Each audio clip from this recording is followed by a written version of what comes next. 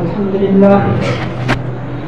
لله رب العالمين والصلاة والسلام على سيد الأنبياء والمرسلين وعلى آله وأصحابه أجمعين. أما بعد فأعوذ بالله من الشيطان الرجيم. بسم الله الرحمن الرحيم. فإما يأتينكم مني هدى فمن تبع هداي فلا خوف عليهم ولا هم يحزنون. صدق الله العظيم.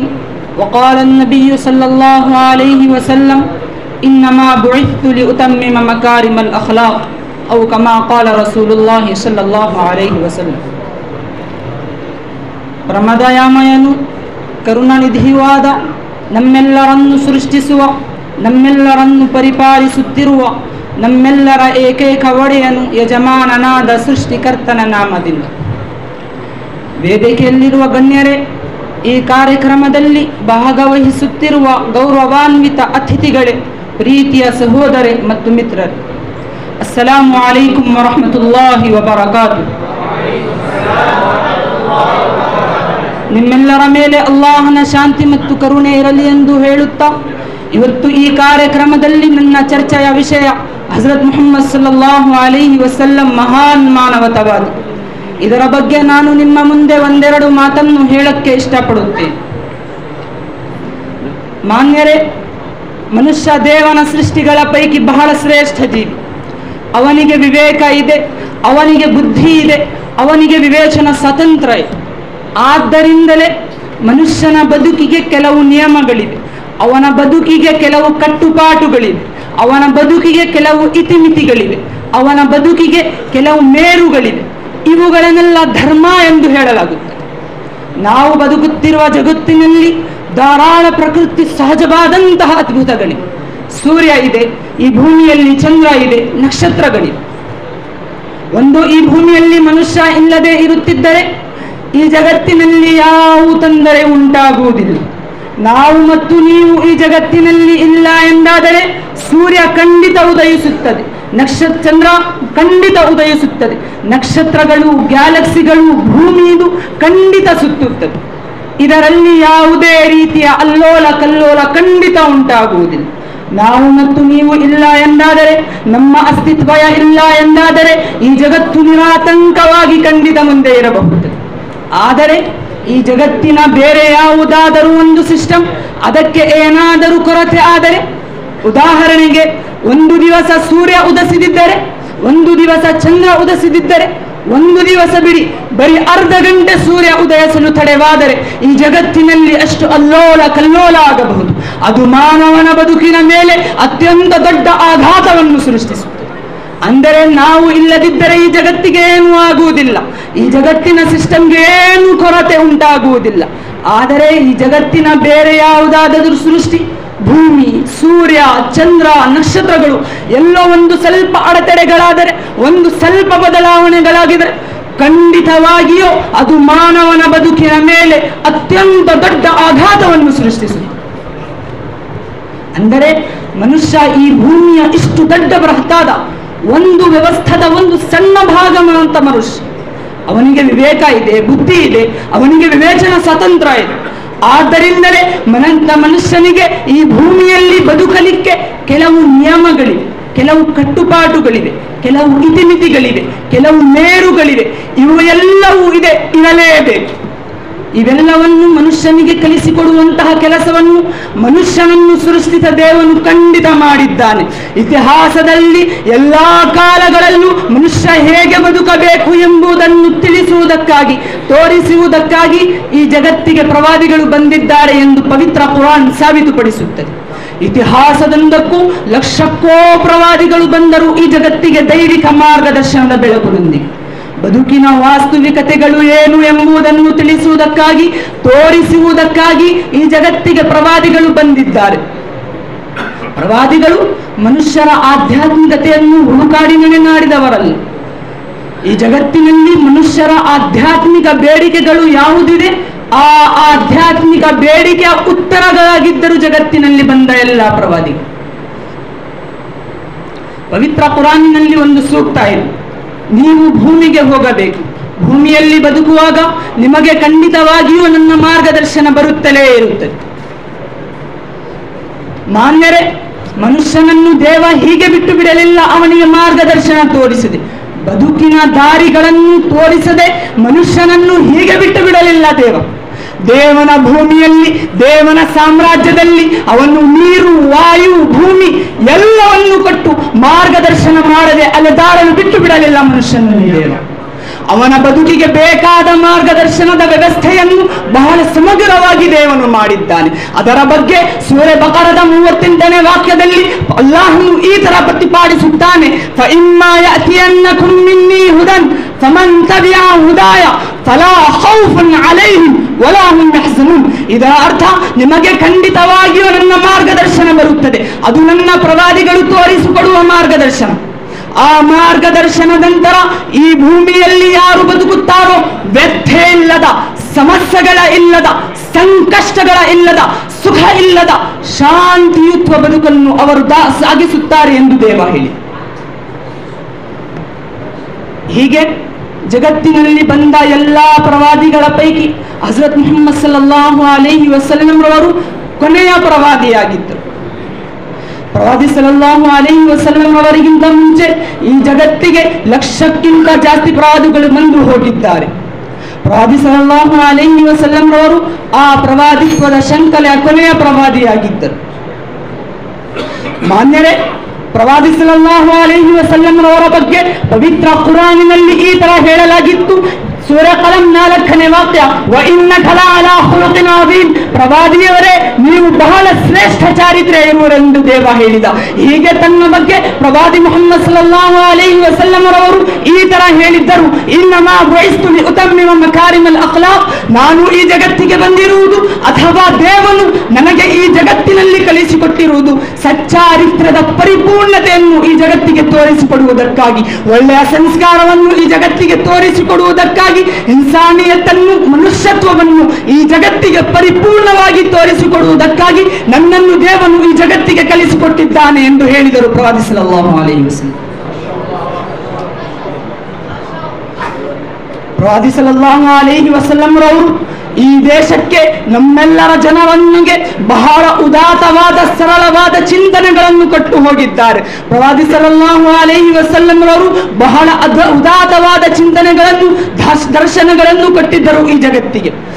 ಆ ಸಂದೇಶಗಳಲ್ಲಿ ಅಡಕವಾಗಿರುವುದು ಮನುಷ್ಯತ್ವದ ಚಿಂತನೆಗಳು ಮಾತ್ರ, ಇನ್ಸಾನಿಯತ್ತಿನ ಉಜ್ವಲವಾದ ಚಿಂತನೆಗಳು ಮಾತ್ರಲಾಗಿದೆ ಆ ಸಂದೇಶಗಳು. ಪ್ರವಾದಿಯವರು ಬಹಳ ಉದಾತ್ತವಾದಿ, ದೇವನ ಬಗ್ಗೆ ಕಲಿಸಿಕೊಟ್ಟಿದ್ದರು. ದೇವ ಯಾರು? ನಿಮಗೆ ಒಬ್ಬ ದೇವನಿದ್ದಾನೆ, ನಿಮಗೆ ಒಬ್ಬ ಸೃಷ್ಟಿಕರ್ತ ಖಂಡಿತ ಇದ್ದಾನೆ. ನಮ್ಮೆಲ್ಲರನ್ನು ಸೃಷ್ಟಿಸುವ, ಎಲ್ಲಾ ಧರ್ಮದ, ಎಲ್ಲಾ ದೇಶದ, ಎಲ್ಲಾ ಕಾಲದ, ಎಲ್ಲಾ ಜನರನ್ನು ಸೃಷ್ಟಿಸುವ ಒಬ್ಬ ದೇವನು ಖಂಡಿತ ಇದ್ದಾನೆ. ಅವ ಮಾತ್ರ ನಿಮ್ಮ ದೇವ, ಅವ ಮಾತ್ರ ನಿಮ್ಮ ಸೃಷ್ಟಿಕರ್ತ, ಅವ ಮಾತ್ರ ನಿಮ್ಮ ಪ್ರಭು, ಅವ ಮಾತ್ರ ನಿಮ್ಮ ಒಡೆ. ಪ್ರವಾದಿ ಸಲ್ಲಲ್ಲಾಹು ಅಲೈಹಿ ವಸಲ್ಲಂ ರವರು ಪವಿತ್ರ ಕುರಾನಿನ ಮೂಲಕ ಈ ಜಗತ್ತಿಗೆ ಕಲಿಸಿಕೊಟ್ಟಿದ್ದರು. ಸೂರೆ ಅಂಬಿಯಾ 22ನೇ ವಾಕ್ಯ, ಲೌ ಕಾನ ಫೀಹಿಮಾ ಆಲಿಹತುನ್ ಇಲ್ಲಲ್ಲಾಹು ಲಫಸದತ. ಇದರ ಅರ್ಥ, ಒಂದಕ್ಕಿಂತ ಹೆಚ್ಚು ದೇವರು ಇರುತ್ತಿದ್ದಾದರೆ ಈ ಜಗತ್ತು ಅಸ್ತವ್ಯಸ್ತವಾಗುತ್ತಾ ಇತ್ತು, ಈ ಜಗತ್ತಿನ ಸಿಸ್ಟಮ್ ಹಾಳಾಗುತ್ತಾ ಇತ್ತು. ಮಾನ್ಯರೇ, ಒಂದು ಶಾಲೆಗೆ 2 ಪ್ರಿನ್ಸಿಪಲ್ಗಳಿದ್ದರೆ ಏನು ಆಗಬಹುದು?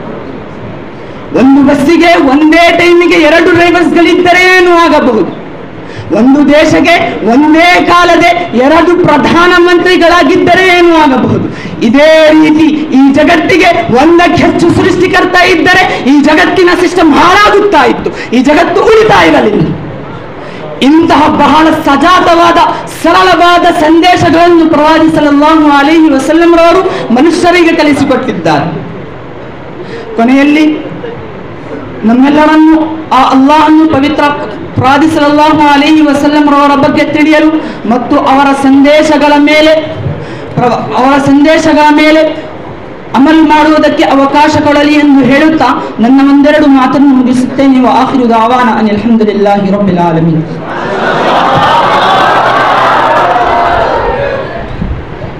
इनके बाद हमारे सामने तालिब मोहम्मद अंसार मुख्तसर में कोर्स वाले अपने عنوان پر تقریر پیش کریں گے. ان کا عنوان ہے شان نبی اکرم صلی اللہ علیہ وسلم.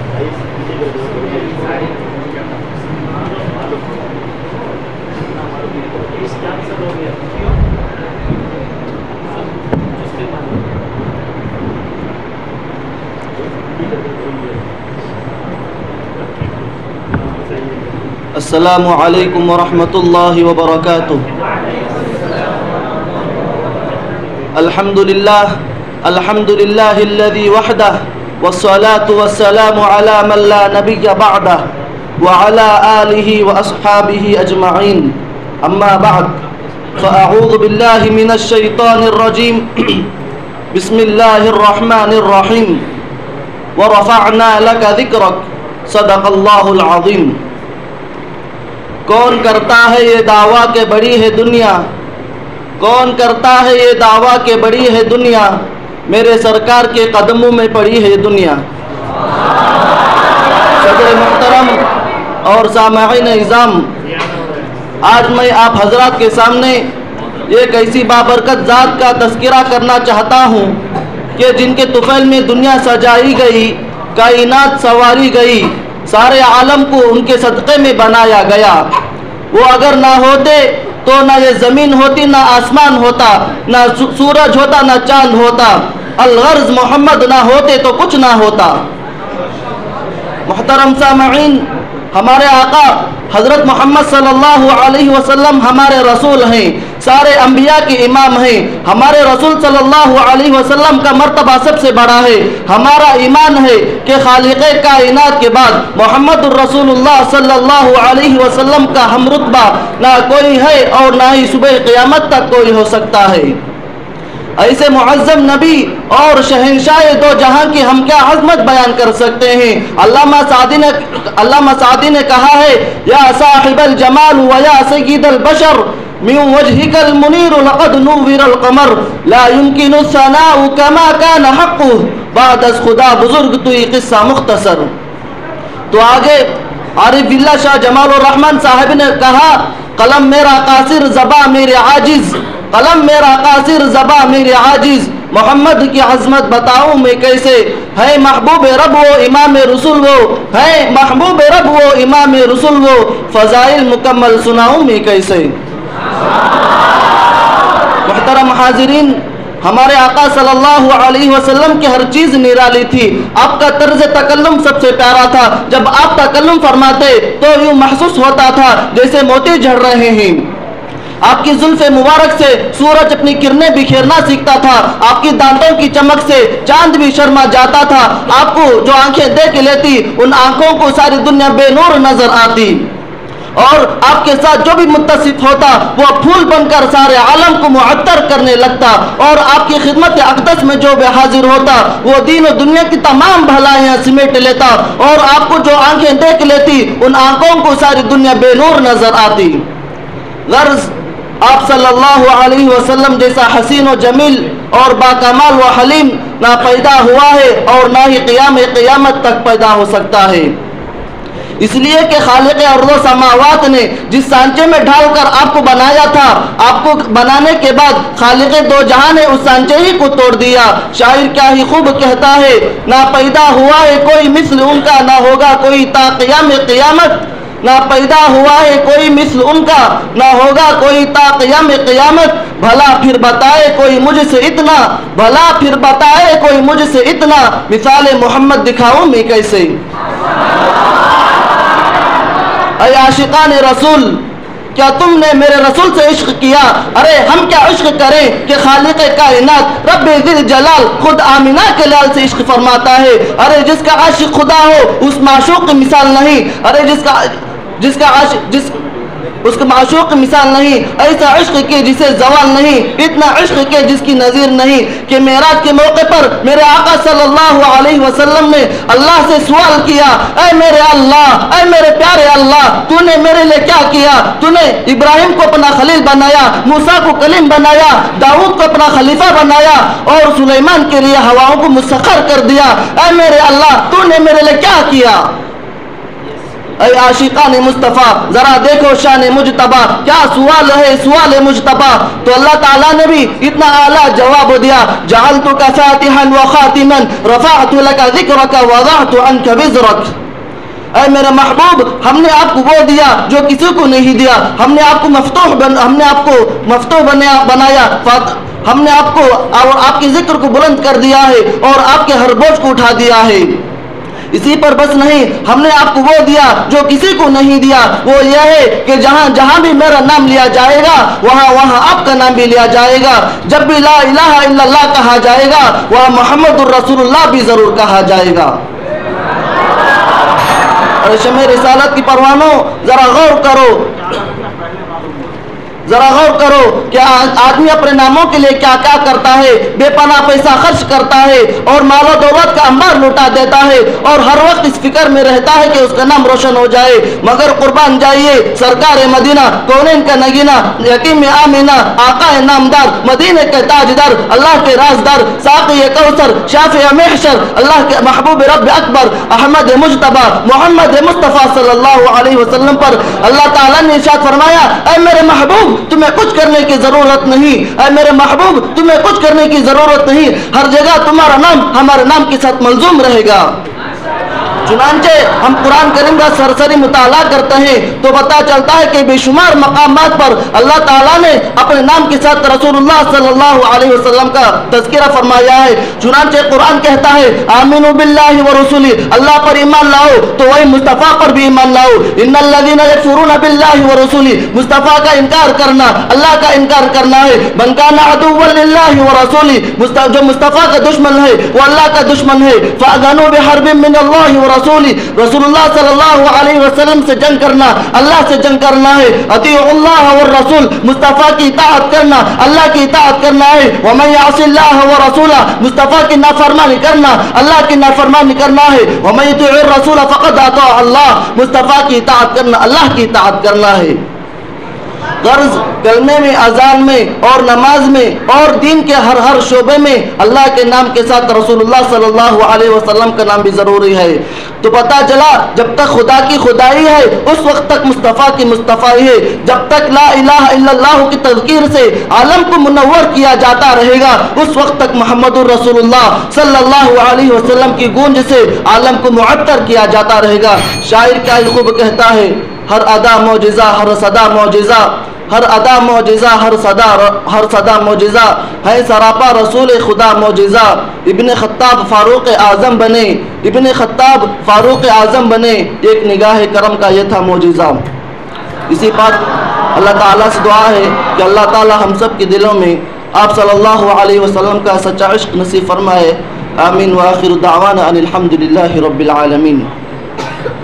بھائی نظام وقتاً فوقتاً داد دے رہے تھے، یہ ان کی طرف سے نہ ہی بیداری اور چستی کا ثبوت بلکہ سخن فہمی اور شعر فہمی کا بھی اس سے ان کے ذوق کا پتہ چلتا ہے.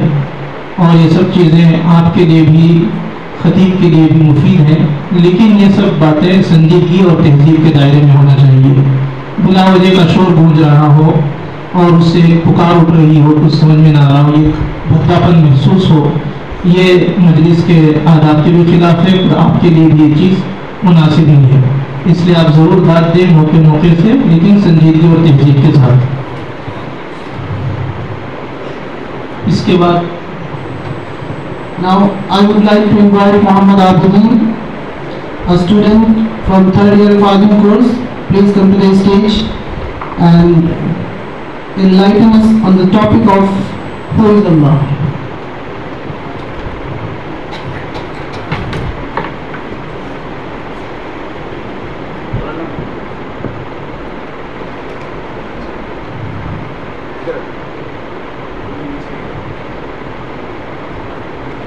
السلام علیکم ورحمۃ اللہ وبرکاتہ.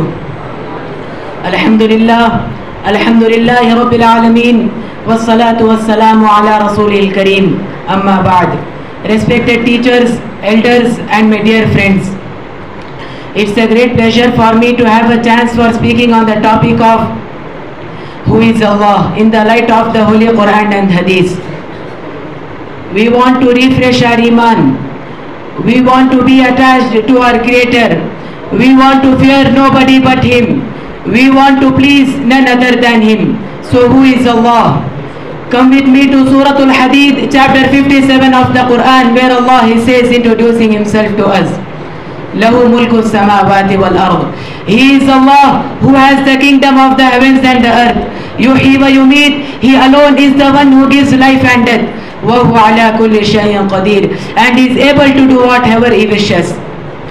يسبح له ما في السماوات والأرض وهو العزيز الحكيم. Everything in the heavens and earth glorify Allah. He is the most mighty and the most wise. هل تعلم له سميا. Do you know anybody who shares even one of these characteristics with Allah? Who is Allah? Come with me to chapter 6 of the Quran, Surah Al-An'am. Allah says, وعنده مفاتيح الغيب لا يعلمها إلا هو. He has the keys to the unseen. No one knows them except Him. وَيَعْلَمُ مَا فِي الْبَرِّ وَالْبَحْرِ. He knows everything that is on land and everything that is within the sea. وَمَا تَسْقُطُ مِنْ وَرَقَةٍ إِلَّا يَعْلَمُهَا. And there isn't a single leaf that falls from any tree except that Allah has knowledge of it. وَلَا حَبَّةٍ فِي ظُلُمَاتِ الْأَرْضِ. And there isn't even a grain within the darkness of the land. وَلَا رَطْبٍ وَلَا يَابِسٍ. Nor is there anything moist or anything that is solid. إِلَّا فِي كِتَابٍ مُبِينٍ.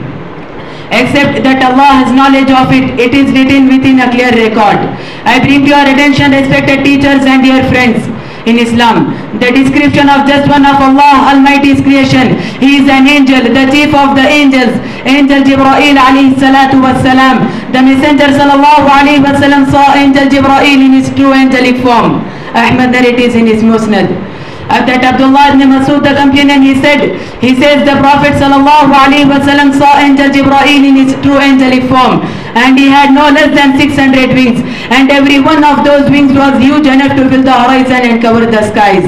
One wing spread out covers every cloud, covers every star, covers the sun and the moon, covers every inch of that blue sky that we see. One wing, only in one wing. What then can we make 600 wings? And if this is the majesty of just one of Allah Almighty's creation, what then about the beauty and the majesty of just one Allah Almighty's creation? I bring to your attention, respected teachers and dear brothers, yet a second creation from Allah Almighty, that this is the description of just one of the angels who are carrying the throne of Allah. Abu Dawud narrates in his Musnad, in his Sunan, on the authority of Jabir, that Abdullah ibn Masud, the companion, he says, the Prophet sallallahu alaihi wasallam, he has given me permission to give you, O Muslims, a description of just one of the angels that are carrying the throne of Allah. He said the distance between his earlobe and his shoulder is the distance of 700 years worth of travel. If that is the distance between his ear and his shoulder, is the distance between his ear and his shoulder a handspan of a distance for us human beings. What then about the size of the rest of this angel? What then about the enormity of the rest of his body? If this is the size of one of the angels who are carrying the throne of Allah, what then about the enormity of the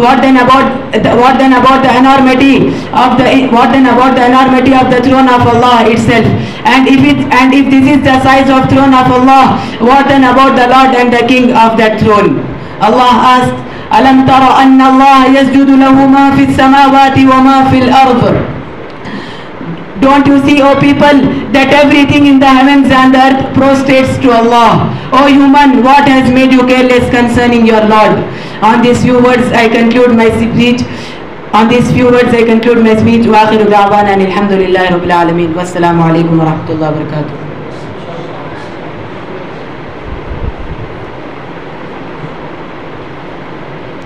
इसके बाद तालिब इल्म मोहम्मद उस्मान जमात खुसूसी अव्वल को दावत दी जाती है कि वो तशरीफ़ लाएँ और अपने उन्वान आज भी हो जो इब्राहिम का ईमान पैदा, इस उन्वान पर अपनी तकरीर पेश करें।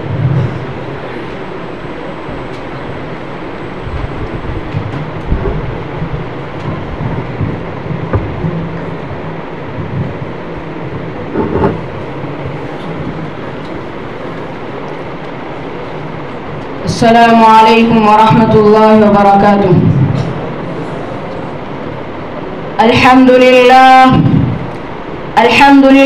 wa kafa wa salamun ala ibadihi alladhina istafa.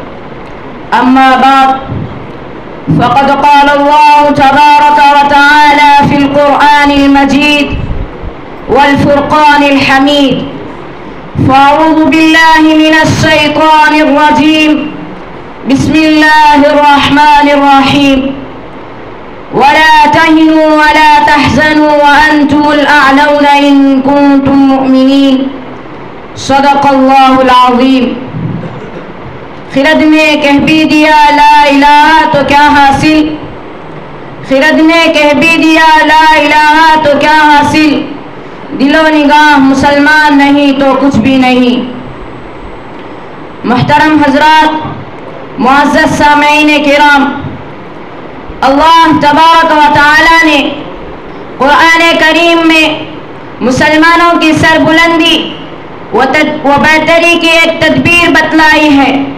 بڑے پروذوق لہجے اور بھرپور اعتماد کے ساتھ ببانگے دوہل ڈنکے کی چوٹ اعلان کیا ہے کہ اے مسلمانوں، تم ہی کامیاب ہو، تم ہی اس دنیا کے مالک ہو، دنیا کی تمام چیزیں تمہارے لیے ہے، عزت و شرافت کے تم ہی ٹھیکیدار ہو، کائنات تمہارے آگے جھک سکتی ہے، چرند و پرند تمہاری اطاعت کر سکتے ہیں، لیکن ایک شرط لگائی ہے وَأَنْتُمُ الْأَعْلَوْنَ إِن كُنتُم مُؤْمِنِينَ، فرمایا تم ہی سربلند ہو بشرطے کہ تم مومن کامل ہو، ایمان کی حلاوت و چاشنی تمہارے اندر ہو، یقین کامل کی دولت سے تم مالا مال ہو، مومن کی تمام صفات تمہارے اندر موجود ہو.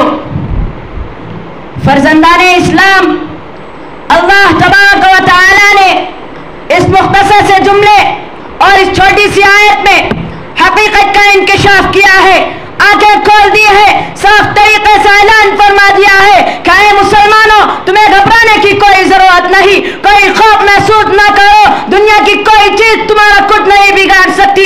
شیر تم سے ڈر سکتے ہیں، چیتے تم سے کپا سکتے ہیں، دنیا کی بڑی سی بڑی چیز تمہاری غلام بن سکتی ہے، لیکن شرط لگائی ہے اگر ایمان و ایقان کی باد بہادری نے تمہارے قلوب میں گلشن پیدا کر دیا ہو، ایمانی صفات، دین خصوصیات کے تم حامل ہو. لیکن دوستو، آج کا انسان یہ تو چاہتا ہے کہ دنیا اس کے آگے جھک جائے، جس چیز کو وہ چھوئے تو وہ سونا بن جائے، 10 کے مقابلے میں اکیلا کافی رہے، ہر تمنا اس کی پوری ہو، اس کی عزت و شرافت کو دنیا سلام کرے، ہر خواہش اس کا بڑھ کر استقبال کرے.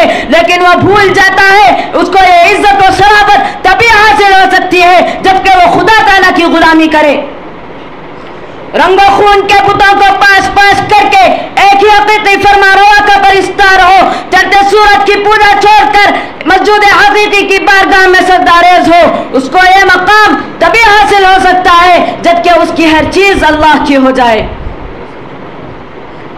شیخ سعدی رحمت اللہ علیہ نے ایک شخص کو دیکھا کہ وہ شیر پر بیٹھا ہے، ڈنڈا اس کے ہاتھ میں ہے اور وہ شیر کا کان اینٹ رہا ہے، اس کو جدھر چاہتا ہے چلاتا ہے، شیر بلا چور چلا اس کی تابع داری کر رہا ہے، اس کے آگے آگے چل رہا ہے. اس شیخ سعدی رحمت اللہ علیہ نے یہ دیکھ کر بڑا تعجب کیا.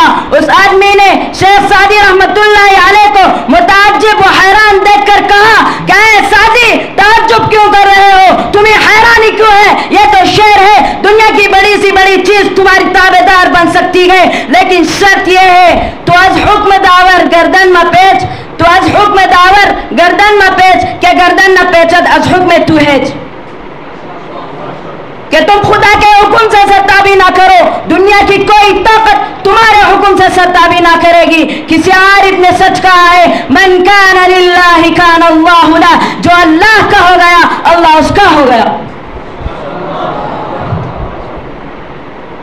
حضرات، آج مسلمانوں کی حالت یہ ہو گئی ہے کہ وہ ایمان سے کوسوں دور، حقیقی معرفت کا اس کے پاس کوئی نام و نشان نہیں، نہ اس کا کوئی مقام ہے، نہ منصب و ٹھکانہ. آج وہ در در کی ٹھوکریں کھاتا پھر رہا ہے کہ جو تمام دنیا پر حکومت کرتا تھا آج وہ غلام بنا ہوا ہے، کہ جو سمندروں میں گھوڑے ڈالتا تھا آج وہ خود پانی سے ڈرتا ہے، کہ جو ہواؤں کے رخ موڑ دیتا تھا آج ہوا کے تھپیڑے اس کے رخ کو جھلسا دیتے ہیں، کہ جو آگ سے صحیح سلامت نکل جایا کرتا تھا آج ایک ہی چنگاری اس کے پورے وجود کو خاکستر کر دیتی ہے، کہ جو حاکم تھا آج محکوم ہے، کہ جو آقا تھا آج غلام بنا ہوا ہے. حقیقت یہ ہے کہ فلاکت و نکبت نے اسے گھیر لیا, پریشانی و زبوحالی اس کی قسمت بن گئی, اس کا ایمانی شعلہ سد پڑ چکا.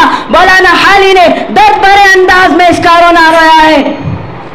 گھٹا سر پہ ادبار کی چھا رہی ہے, گھٹا سر پہ ادبار کی چھا رہی ہے, فلاکت سما اپنا دکھلا رہی ہے, نحوست پسو پیش منڈلا رہی ہے, چپو راست سے یہ صدا آ رہی ہے کہ کل کون تھے آج کیا ہو گئے تم, ابھی جاگتے تھے ابھی سو گئے تم. حاضرین کرام, یہ حقیقت روز روشن کی طرح آیا ہے کہ ہمیں آج اپنے ایمان کا بھی پاس و لحاظ تک نہیں رہا, صرف نام کے مسلمان باقی رہ گئے ہیں, مسلمانوں کی صفات تک باقی نہیں رہی, وہ جوش و ہمت وہ جذبہ اطاعت وہ خلوص للہیت نہیں رہا. کفر ہمارے اوپر ہنس رہا ہے, باطل ہم پر خندازن ہے, لیکن ہم ہیں کہ خدا کو فراموش کیے بیٹھے ہیں. علامہ اقبال نے قوم کو احساس دلاتے ہوئے کہا ہے, خندازن کفر ہے احساس تجھے ہے کہ نہیں, خندازن کفر ہے احساس تجھے ہے کہ نہیں, اپنی توحید کا کچھ پاس تجھے ہے کہ نہیں. دوستو, ایک وہ بھی مسلمان تھے, جب مدائن فتح کرنے کے لیے گئے تو راستے میں ایک سمندر پڑ گیا, مشورہ کیا کہ اب کیا کرنا چاہیے. مسلمانوں کی ایمانی قوت اور دین کے پرجوش والوں نے کہا کہ ایمانی طاقت کے سامنے یہ سمندر کیا چیز ہے, ہم اسی میں گھوڑے ڈال دیں گے. چنانچہ مجاہدین اسلام نے, ان صحابہ کرام کی مقدس جماعت نے سمندر میں گھوڑے ڈال دیے اور باتیں کرتے کرتے اس طرح گزر گئے کہ جیسا کہ خشکی پر سے گزر رہے ہیں, اور پورا سمندر عبور کر گئے. کافروں نے جب یہ حالت دیکھی تو یہ کہتے ہوئے بھاگ گئے, دیو آمدن دیو آمدن, دیو آ گئے دیو آ گئے. اسی طرح مجاہدین اسلام کو فتح حاصل ہوئی. علامہ اقبال نے کیا خوب ترجمانی کی ہے, دست تو دست دریا بھی نہ چھوڑے ہم نے, دست تو دست دریا بھی نہ چھوڑے ہم نے, بحر ظلمات میں دوڑا دیا گھوڑے ہم نے. بس میں انہی چند کلمات پر اپنی تقریر کو ختم کرتا ہوں. وآخر دعوانا ان الحمدللہ رب العالمین. اس کے بعد طالب علم محمد علقمہ جماعت سوم, جماعت سوم محمد علقمہ یہ تقریر پیش کریں گے. ان کا عنوان ہے اسلام اور مستشرقین.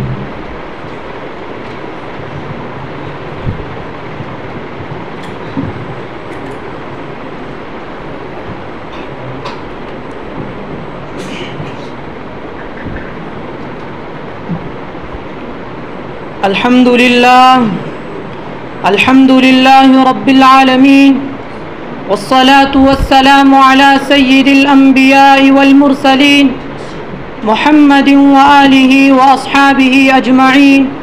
أما بعد, حضرات سامعین, آج اسلام اور مستشرقین پر مختصراً روشنی ڈالنی ہے. مستشرقین یورپ و امریکہ, جرمنی و فرانس اور برطانیہ کے ان غیر مسلم دانشوروں کو کہا جاتا ہے جو اسلامی علوم و فنون میں صلاحیت و استعداد پیدا کرتے ہیں اور تفسیر و حدیث, سیرت و تاریخ, فقہ و اصول فقہ نیز دیگر اسلامی علوم میں تحقیقی مقالے اور مضامین لکھتے ہیں. ضخیم تصانیف و تالیفات کے ذریعے اسلام کی خدمت کرنے کا دعویٰ کرتے ہیں, لیکن پس پردہ ان کا مقصد اسلام کے رخ روشن کو داغدار کرنا, سرکار دو عالم صلی اللہ علیہ وسلم کی جامع الصفات مجمع الکمال شخصیت کو مطعون کرنا ہے, تاکہ مسلمانان عالم میں الحاد و ارتداد, لادینیت و لامذہبیت کی آبیاری کیا جائے, قرآنی تعلیمات سے برگشتہ کر کے ان کو ناکارہ بنا دیا جائے. اس لیے کہ یہود و نصارہ کے لیے, مشرکین و کفار کے لیے مسلمانوں کا وجود سب سے خطرناک ہے. لہذا اپنے وجود کی بقا کے لیے ان کو ضروری ہے کہ مسلمانوں کو صف ہستی سے مٹا دیا جائے. برادران ملت, دشمنان اسلام نے صدیوں جان توڑ کوشش کی کہ قتل و قتال, جنگ و جدال کا بازار گرم کر کے مسلمانوں کو نیست و نابود کر دیا جائے, مگر مسلمانوں نے ان کی تمام تر طاقتوں کے باوجود سپر نہیں ڈالا, بلکہ ہر محاذ پر یہود و نصارہ کو شکست سے دوچار کیا. باطل پرستوں, طاغوت کے پجاریوں کو انہوں نے جتا دیا کہ باطل سے دبنے والے اے آسمان نہیں ہم, باطل سے دبنے والے اے آسمان نہیں ہم, 100 بار کر چکا ہے تو امتحان ہمارا. لہذا دشمنان اسلام نے انداز بدل دیا اور میدان جنگ میں اترنے کی بجائے اب انہوں نے اسلامی تعلیمات، قرآنی آیات، رسول خدا صلی اللہ علیہ وسلم کی ذات کو نشانہ بنایا، قلم کا زور استعمال کیا، ذہن کی طاقت لگائی اور شکوک و شبہات، بہتان و افتراء کے غبار اڑا کر اسلام کے آئینے کو میلا کرنے کی سازش کی، مسلمانوں کے کردار کو، اسلامی شخصیات کے کردار کو موضوع بنایا، مسلمانوں کے کردار کو، اسلامی شخصیات کے کردار کو موضوع بنایا۔ 17ویں صدی سے لے کر آج تک ہزاروں مستشرق رات دن اسلام کے خلاف لکھنے پڑھنے، بحث و تحقیق میں مصروف عمل رہے اور ہیں۔ استشراقی تحریک کا آغاز تو صلیبی جنگوں میں ان کی پے در پہ ناکامیوں کے بعد ہی ہو گیا تھا، مگر اس میں زور 17ویں صدی سے پیدا ہونا شروع ہوا۔ استشراقی تحریک کا ایک مقصد تو وہی ہے جو ہم نے بیان کیا، دوسرا مقصد یہ تھا کہ یورپ کی عوام کے سامنے اسلام کی ایسی تصویر پیش کی جائے کہ وہ اسلام کو وحشی افراد، غیر مذہب انسانوں کا مذہب تسلیم کر لے، اسلام کو انسانیت کا دشمن، عورتوں کا دشمن، آزادی کا دشمن سمجھ کر اس کو قبول کرنے سے گریز کریں۔ برادران ملت بیضا، مستشرقین کے گھناؤنے مقاصد کے لیے جو سب سے زیادہ مؤثر حربہ تھا وہ یہ کہ اسلام کے علمی ذخیروں پر قبضہ کر لیا جائے، لہذا یورپ کے علمی اداروں، قومی میوزیم اور کتب خانوں میں اسلامی تاریخ کے تمام ماخذ و مصادر جمع کر دیے گئے، اور نوبت یہاں تک پہنچی کہ مسلمان اپنی تاریخ کے مستند ماخذ کے لیے مستقل طور پر مستشرقین کے دست نگر بن گئے، اور مستشرقین کے اس سازش کے اثرات کتنے وسیع پیمانے پر مرتب ہوئے اس کا اندازہ آپ حضرات اپنی حالت سے کر لیجئے۔ بتائیے آپ میں کون ایسا ہے جس کو تاریخ اسلام سے رغبت و دلچسپی ہے، اسلام کی تاریخی شخصیت سے واقفیت ہے، اور اگر آپ اس سلسلے میں تاریخی روایت تلاش بھی کر لیں گے تو اتنی متضاد تصویریں سامنے آئیں گی جس کے بعد آپ خود اسلامی تاریخ سے دل برداشتہ ہو کر کنارہ کش ہو جائیں گے، اس لیے کہ ہمارے تاریخی حوالہ جات وہی ہیں جو مستشرقین نے پیش کیے ہیں، اور ان میں کتنی تبدیلیاں کر دی ہیں کہ آپ اس کا تصور بھی نہیں کر سکتے۔ بہرحال مستشرقین کا ایک حربہ یہ ہے کہ دروغ بیانی اور افتراء پردازی سے اتنا زیادہ کام لیا جائے کہ نفسیاتی طور پر مسلمان جھوٹ کو سچ ماننے لگے، اور اپنی تحریروں سے مسلمانوں کو اتنا زیادہ غیظ و غضب میں مبتلا کر دیا جائے کہ وہ سنجیدگی کے ساتھ ہماری کس بیانیوں کا جواب نہ دے سکیں۔ پھر بھی سنجیدہ علماء و مفکرین نے اس سازش کو سمجھا، اور جب ولیم میور کی کتاب سیرت رسول اللہ صلی اللہ علیہ وسلم شائع ہوئی جس میں اس نے اپنی دل کی بھڑاس نکالی ہے، تو سر سید احمد خان نے اس کا مسکت جواب لکھا، اور اسکندریہ کے کتب خانے کو جلانے کا الزام جب لگایا گیا تو شبلی نعمانی نے الفاروق لکھ کر جواب دیا۔ الغرض مستشرقین کی اس سازش کے اثرات بہت وسیع پیمانے پر پھیلائے گئے، اور مستشرقین کا سلسلہ بہت دراز ہے۔ ضرورت ہے کہ علماء کرام اس تحریک کا قلع قمع کرنے اور اسلام کو مستشرقین کی گھناؤنی سازشوں سے محفوظ رکھنے کے لیے میدان عمل میں آئیں اور اسلام کی صحیح تصویر کو یورپ کے سامنے پیش کریں اور مستشرقین کی خرافات کی بیخ کنی کریں۔ بس میں انہی چند باتوں پر اپنی تقریر ختم کرتا ہوں۔ آخر دعوانا ان الحمدللہ رب العالمین۔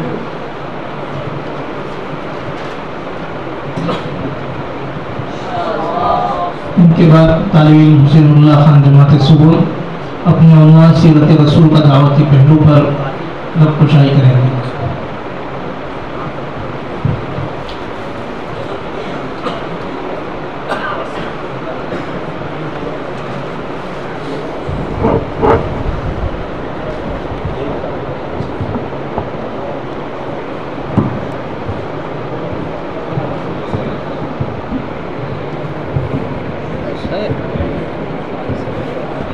السلام علیکم ورحمۃ اللہ وبرکاتہ۔ نحمده ونصلی علی رسولہ الکریم، اما بعد، اعوذ باللہ من الشیطان الرجیم، بسم اللہ الرحمن الرحیم۔ یا ایہا الرسول بلغ ما انزل الیک من ربک وإن لم تفعل فما بلغت رسالتہ واللہ یعصمک من الناس ان اللہ لا یہدی القوم الکافرین۔ صدق اللہ العظیم۔ صدر محترم اور معزز سامعین، इस रुए जमीन पर इंसान की आबादकारी का बुनियादी मकसद ये था कि ये दुनिया आबोगुल जिक्र इलाही से गूंजे। यहाँ ताअत और बंदगी का ऐसा मुजाहरा किया जाए कि फरिश्ते भी इंसान की ताअत और बंदगी पर उंगुष्ठ बदनता रह जाए। इसलिए कि जब अल्लाह ताला ने इस खाकी पुतले को तैयार करने का इरादा जाहिर फरमाया था तो फरिश्तों ने यह अर्ज किया था कि कहीं ये भी जमीन पर फितना फसाद कत्ल गारत गिरी का बाजार ना गर्म करे। लेकिन अल्लाह ताला ने फरिश्तों के इस ख्याल को इन्नी अअलमु मा ला तअलमून कहकर दूर कर दिया था। तो मैं अर्ज कर रहा था कि तख्लीक इंसानी का बुनियादी मकसद खालिक कायनात रब्बे दो जहां के दरबार में सरेताअत व इनाबत खम करना था। जैसा कि इरशाद बारी है वमा खलक़तुल जिन्ना वल इंसा इल्ला लियअबुदून, हमने जिन्नात को और इंसान को महज अपनी इबादत के लिए तख्लीक फरमाया है। ना उनसे रिज़्क़ का मुतालबा करते हैं और ना ये चाहते हैं कि हमें खिलाए। रिज़्क़ और इत्आम की जिम्मेदारी तो हमारा काम है। राजाने मिल्लत जब अल्लाह ताला ने इंसान को ताअत और इबादत की जिम्मेदारी सौंपी तो उसको खैर और शर में तमीज करने की इस्तिअदाद और सलाहियत अता फरमाई। वहदैनाहु नजदैन, और हमने उसको राह खैर और शर की भी हिदायत कर दी। लेकिन उसकी शान करीमी और अपने बंदों पर बेपाया रहम और मेहरबानी ने इसी पर इक्तिफा नहीं किया बल्कि उसकी फलाह बहबूद रुश्द और हिदायत के लिए अंबिया और मुरसलीन का रूहानी सिलसिला जारी फरमाया ताकि जलालत और जहालत कुफ्र शिर्क की तारीकी में भटकने वाले असनाम और औसान की परस्तिश करने वाले लोगों को तौहीद और ईमान के नूर से मुनव्वर फरमाए। उसकी मुअज़्ज़ज़ पेशानी को माबूदाने बातिल की चौखट से हटाकर खालिक हकीकी के दर पर झुकाए। राजाने मिल्लत अंबिया और मुरसलीन की भी औसत का सिलसिला हर दौर में जारी रहा। हर कौम और मिल्लत में बशीर और नजीर दाई और मुस्लिह आए। उन्होंने बंदगान खुदा को तौहीद और ईमान का पैगाम सुनाया, अमल सालिह इखलास नियत की दावत दी, मिसालों के जरिए कुफ्र शिर्क के बुतलान पर दलीलें कायम की। और जा बजा कुरान करीम ने इन दायान हक पैगम्बरान इस्लाम के तज़किरे किए हैं, उनकी सीरतों खसलतों पाकीज़गी और तहारत को बयान किया है। जैसा कि इरशाद रब्बानी है वलक़द बअसना फी कुल्ली उम्मतिन रसूलन अन यअबुदुल्लाह वज्तनिबुत ताग़ूत फमिनहुम मन हदल्लाहु व मिनहुम मन हक़्क़त अलैहि ज़लाला फसीरू फिल अर्ज़ि फंज़ुरू कैफ़ कान आक़िबतुल मुकज़्ज़िबीन। अजीज़ान मिल्लत रिसालत और नबूवत के रूहानी सिलसिले का इख्तिताम जिस ज़ात गिरामी पर होता है वह खातमुन नबिय्यीन सय्यिदुल मुरसलीन रहमतुल लिल आलमीन दाई आज़म हादी आलम सरवरे दो आलम रसूल अरबी नबी उम्मी मोहम्मद बिन अब्दुल्लाह की ज़ात अक़दस है। अल्लाह ताला ने अपने प्यारे हबीब और महबूब सल्लल्लाहु अलैहि वसल्लम की बेशुमार सिफात का तज़किरा फरमाया है, मगर कुरान पाक में आपकी सीरत मुबारका का दायना पहलू और रिसालती गोशे को इतने बसत तफसील और मुअस्सिर अंदाज में उजागर किया है कि आप सल्लल्लाहु अलैहि वसल्लम की सीरत तय्यबा का दावती पहलू तमाम पहलुओं में नुमाया और मुमताज नजर आता है। और क्यों ना हो, बेअसत का बुनियादी मकसद भी यही था कि आप आफ्ताब हिदायत बनकर चमके, मुनज़िर और मुबश्शिर बनकर उभरे, आपके फैज़ान रिसालत से सिसकती इंसानियत को करार आए, आपके नूर हिदायत से गुम करदा राह हिदायत पाए, आपकी दावत और तौहीद से माबूदान बातिल पाश पाश हो जाए, आपके फैज़ रहमत से सारा आलम सैराब हो। मुअज़्ज़ज़ सामिईन, इस दाई इल्लल्लाह के दावती पहलू को क्या कहिए, कुरान खुद इसका सनाखा है और खसाइल शमाइल को यूं वाज़ह करता है, या अय्युहन नबिय्यु इन्ना अरसलनाका शाहिदन व मुबश्शिरन व नज़ीरा व दाइयन इलल्लाहि बिइज़्निही व सिराजन मुनीरा। शाहिद व मुबश्शिर कहा जा रहा है, नज़ीर और दाई इल्लल्लाह कहा जा रहा है, सिराज मुनीर कहा जा रहा है। मनसब रिसालत व नबूवत पर कितने प्यारे अंदाज में सरफराज किया जा रहा है कि ए मोहम्मद, हमने आपको भेजा है और दाई बनाकर भेजा है, सिराज मुनीर बनाकर मबऊस फरमाया है, सिराज मुनीर बनाकर मबऊस फरमाया है। आप आम इंसान नहीं, आप हमारे खास बंदे बन गए हैं। कितनी अजीम निस्बत है, लिहाजा इस बारे गिना को उठाते ही आपको अपना हक अदा करना है। सब आराम और चैन छोड़कर दुनिया से बेनियाज होकर हमारा पैगाम सुनाना है। لہذا قم فانذر کا حکم ملتا ہے کہ اٹھیے لوگوں کو ڈرائیے، اور ساتھ ہی ساتھ داعیانہ صفات و عادت پیدا کرنے کا حکم ملتا ہے کہ وَرَبَّكَ فَكَبِّرْ وَثِيَابَكَ فَطَهِّرْ وَالرُّجْزَ فَاهْجُرْ وَلَا تَمْنُنْ تَسْتَكْثِرْ وَلِرَبِّكَ فَاصْبِرْ۔ برادران ملت، رسول عربی صلی اللہ علیہ وسلم نے جب دعوت و تبلیغ، اصلاح و تربیت کا آغاز کیا تو وہ انذر عشیرتک الاقربین پر عمل کرتے ہوئے سب سے پہلے اپنے گھر اور خاندان والوں کو خدا کا پیغام سنایا، شرک و کفر سے باز آ جانے کی تلقین فرمائی۔ تو یہ ایک ایسا انقلابی قدم تھا کہ جس نے محمد بن عبداللہ کو دنیا کے سامنے محمد الرسول اللہ کی حیثیت سے پیش کیا ہے۔ یہی سے ابتلا و آزمائش کا دور شروع ہوتا ہے، مخالفتوں کا اکلام تناہی سلسلہ شروع ہو جاتا ہے، مگر قربان جائے اس سراپا رحمت اور آفت پر کہ وہ ہر جگہ امن کا پیغام بر رہا، گالیاں سن کر دعائیں دیتا رہا، صبر و استقامت کا پیکر بنا، مسائل و مشکلات سے گزرتا ہوا دعوت و تبلیغ کا حق ادا کرتا رہا، اور ان کی داعیانہ صفات کا اس وقت اعتراض کرنا پڑا جبکہ مشرکین مکہ نے شہنشاہیت و حکومت کی پیشکش کی اور چچا ابو طالب کو واسطہ بنایا، مگر ذرا اس داعی اللہ کے جواب کو سن کے چلیے۔ فرماتے ہیں کہ چچا جان، اگر یہ لوگ میرے داہنے ہاتھ میں سورج اور بائیں ہاتھ میں چاند ملا کر رکھ دیں تب بھی میں اس کام سے باز نہیں آ سکتا۔ اللہ اکبر، وَلِرَبِّكَ فَاصْبِرْ کی عمل تفسیر کون پیش کر رہا ہے؟ وہی نا۔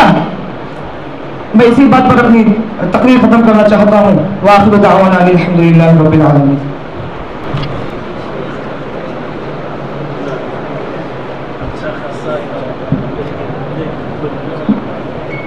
السلام علیکم ورحمۃ اللہ وبرکاتہ۔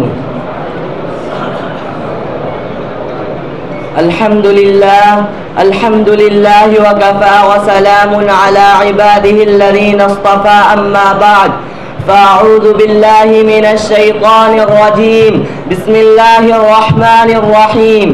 قل إن كنتم تحبون الله فاتبعوني يحببكم الله، وقال النبي صلى الله عليه وسلم من أحيا سنتي فقد أحبني ومن أحبني كان معي في الجنة، أو كما قال رسول الله صلى الله عليه وسلم۔ قابل قدر صدر جلسہ، حضرات علماء کرام و مہمانان عظام، آج میں آپ حضرات کے سامنے عشق نبی اور محبت رسول اللہ صلی اللہ علیہ وسلم کے بارے میں چند باتیں پیش کرنا چاہتا ہوں۔ بزرگان محترم، امام الانبیاء، محبوب کبریا، تاجدار حرم، سرور کونین حضرت محمد مصطفیٰ صلی اللہ علیہ وسلم کو خدا نے قیامت تک کی ساری انسانیت کے لیے رحمت بنا کر بھیجا ہے، اور آپ نے اس امت کو منانے اور ہدایت کی راہ پر ڈالنے میں وہ قربانیاں اور وہ مشکلات برداشت کی، ساری امت بھی اس کا حق ادا نہیں کر سکتی۔ اور جس طرح اللہ کے بندوں پر حقوق ہے جن کو ادا کرنا سارے بندوں پر ضروری ہے، اسی طرح آپ کے بھی اس امت پر حقوق ہے۔ ان میں سب سے بڑا حق یہ ہے کہ امت کو آپ سے بے انتہا عشق و محبت ہو اور زندگی کے ہر شعبے میں آپ کی اتباع کی جائے۔ بزرگوں اور دوستوں، ایک انسان کو دوسرے انسانوں سے 4 چیزوں کی بنیاد پر محبت ہوتی ہے۔ پہلا حسن و جمال سے، دوسرا فضل و کمال سے، تیسرا حسب و نسب سے، چوتھا احسان سے۔ صحابہ فرماتے ہیں ہم کبھی 14ویں رات کے چاند کو دیکھتے، کبھی آپ کے چہرے کو دیکھتے، ہم فیصلہ کرنے پر مجبور ہو جاتے کہ آپ صلی اللہ علیہ وسلم 14ویں رات کے چاند سے بھی زیادہ خوبصورت ہے۔ اسی وجہ سے ہماری امی حضرت عائشہ رضی اللہ تعالی عنہا فرماتی ہے مصر کی عورتوں نے حضرت یوسف علیہ السلام کی خوبصورتی کو دیکھ کر اپنے ہاتھوں کی انگلیاں کاٹ لی۔ اگر وہ عورتیں میرے آقا کی خوبصورتی کو دیکھ لیتی تو ان کے کلیجے پھٹ جاتے۔ تو معلوم ہوا کہ حسن و جمال میں آپ ساری انسانیت سے زیادہ حسین تھے۔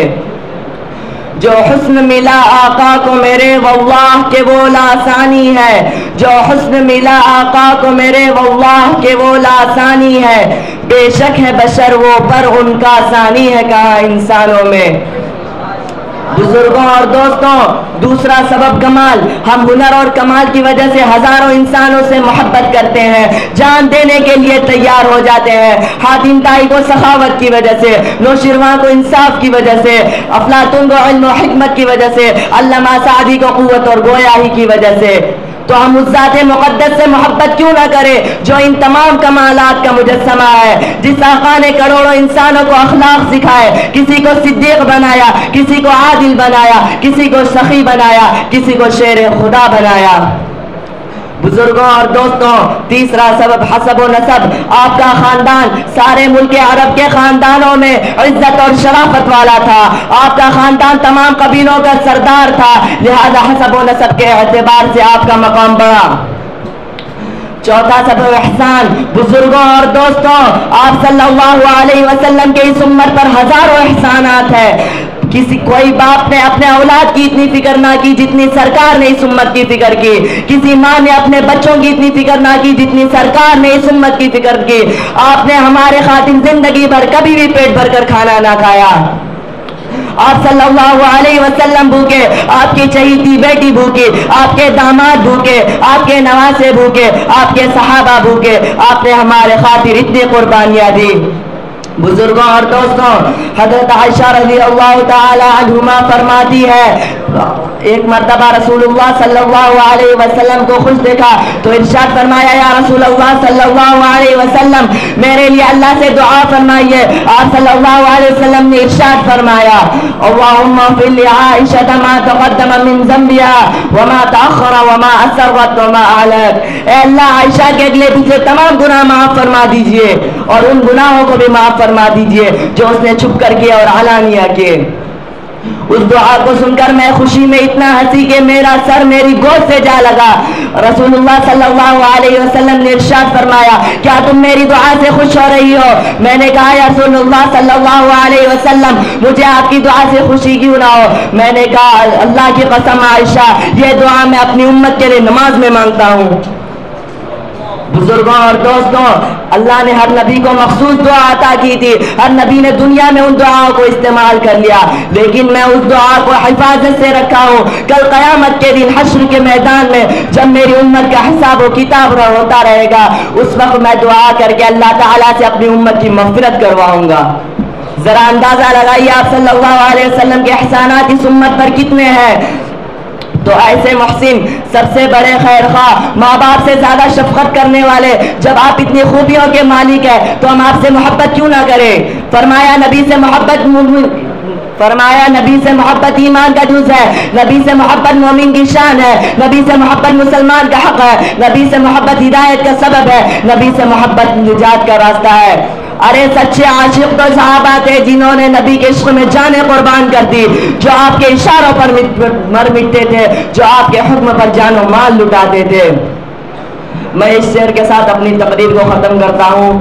خواہش و تمنا ہے یہ میری مدت سے بڑی دل ہی یہ دل میں، خواہش و تمنا ہے یہ میری مدت سے بڑی دل ہی یہ دل میں، میرا بھی شعیب اب نام ملے سرکار کے ہی دیوانوں میں۔ اللہ تعالیٰ سے دعا فرمائے، اللہ تعالیٰ ہم تمام کو نبی کی سچی کی محبت دل میں بسا کر آپ کی اتباع کرنے کی توفیق عطا فرمائے اور سارے عالم میں چل پھر کر عشق رسول کی دعوت دینے کی توفیق عطا فرمائے۔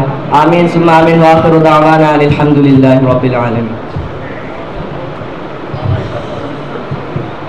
Now let me introduce the last speech in English. You know that every commandment of Islam is not only based on wisdom but also completely moderate and free from exaggeration. One of these is the prohibition of having more than one wife. That is not acceptable to the modern minds. They make unnecessary objections in national and international media, despite the fact that it is not a new system given by Islam, but it's been a part of every ancient religions. What are the conditions and benefits to practice multiple wives? To describe in detail, I would like to invite Muhammad Hanzala, a student of 7th year of Alim course. Please come to the stage and put his view And the question is, polygamy is a crime?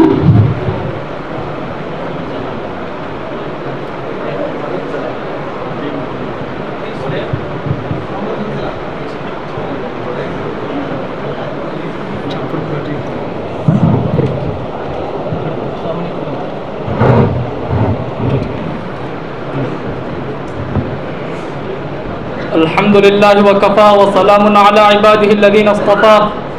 Amma ba'd. Respected teachers, elders and my dear friends, Assalamu alaikum wa rahmatullahi wa barakatuh. It's a great pleasure for me to have a chance for speaking today in this program. I would like to talk in detail about a very common question: is polygamy a crime? Dear audience, every principle and every law of Islam is in complete compatibility with the human nature, because it is made by the supreme creator of the universe, who brought the human beings into existence, and therefore he is aware of everything suitable for man. Each and every part of Islamic teachings is pure mercy for the entire human community. It does not only guarantee success in the hereafter, but also it provides the human community with a source of tranquility and joy in this world. But this is also a fact that the sympathetic teachings of Islam have always been disliked by some element of the society. They have always tried to distort the shiny face of Islam. One of the laws of Islam the enemies have discussed under the leadership of the West to demolish the magnificent building of Islam and uproot it from the earth is polygamy. They continue to raise questions from time to time as to why Islam permits man to have more than one wife.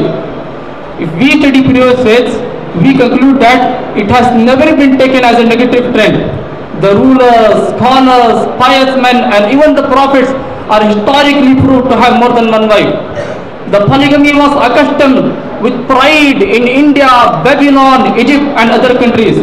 Prophet Ibrahim alayhi salam had 2 wives. Prophet Ishaq alayhi salam had many wives. Prophet Sulaiman alayhi salam had 20 of wives. Prophet Dawood alayhi salam had hundreds of wives. Likewise, Raja Dashrath, father of the greatest Hindu deity Rama, according to Rig Veda and other Hindu scriptures, had more than 3 wives. Lord Krishna is also said to have many wives. The Hindu scriptures like Vedas, Mahabharata, Ramayana and Gita do not determine any certain number of wives for man. They do not give any indication to ban polygamy. Torah, Zabur, Injil, the Bible and other scriptures mention many prophets to have more than one wife. In short, the Jews, the Christians and the Hindus cannot deny permissibility of polygamy as per their religions. Dear audience, when Islam came, it also maintained the same trend which was previously practiced, but it made changes in it to make the law highly balanced. It neither permitted to have wives in limited number, nor did it narrow the issue only to one wife. It maintained the balance and permitted only 4 wives. In no way Islam neglects the right of women. It rules out any form of injustice whatsoever. Prior to the decision to marry a second wife, the man must first ensure that he will deal with his wife with justice. If he is not able to ensure that, he should stick to monogamy. If a person studies polygamy permitted by Islam with sound thought and wisdom, he will bear witness with full confidence that the injunction of Islam is based on mere justice. It has nothing to do with lust and base desire. I want to present some reasons as to why it is allowed in Islam to have more than one wife. Dear audience, it is an accepted fact that the purpose of marriage is to gain chastity, protect the private parts, avail offspring with ease, and completely avoid adultery. Some people have such strong stamina that they are not sexually satisfied with only one woman. Owing to physical power, one is easily able to fulfill the rights of 4 women. If such people are prohibited from second marriage, they will ultimately quit their piety and chastity and get involved in the dangerous sin of adultery. Second benefit, a woman is sometimes not able to bear a baby due to any disease or because she is barren. while man is naturally inclined to increase his race. In such case, it is better that the husband marries another woman while keeping his first wife in his marriage and fulfilling her needs, rather than divorcing her without any strong reason. Third benefit, our observation and census suggest that women have always been more in number than men, which naturally gives a logical angle to polygamy. Men are born less as compared to women, while women are born more as compared to men.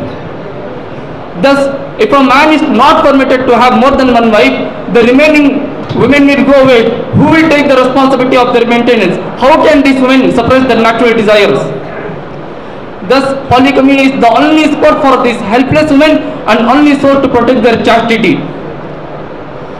Fourth benefit, sometimes the relation between the spouses becomes sore, but the husband does not find willingness to maintain his marital relation with his wife. The wife too does not want to be divorced, but the husband does not find willingness to maintain his marital relation with his wife. In such complicated circumstances, there remains no other way for a husband to fulfill his natural needs except for a second marriage. Fifth benefit, sometimes a married person develops a soft corner for another woman.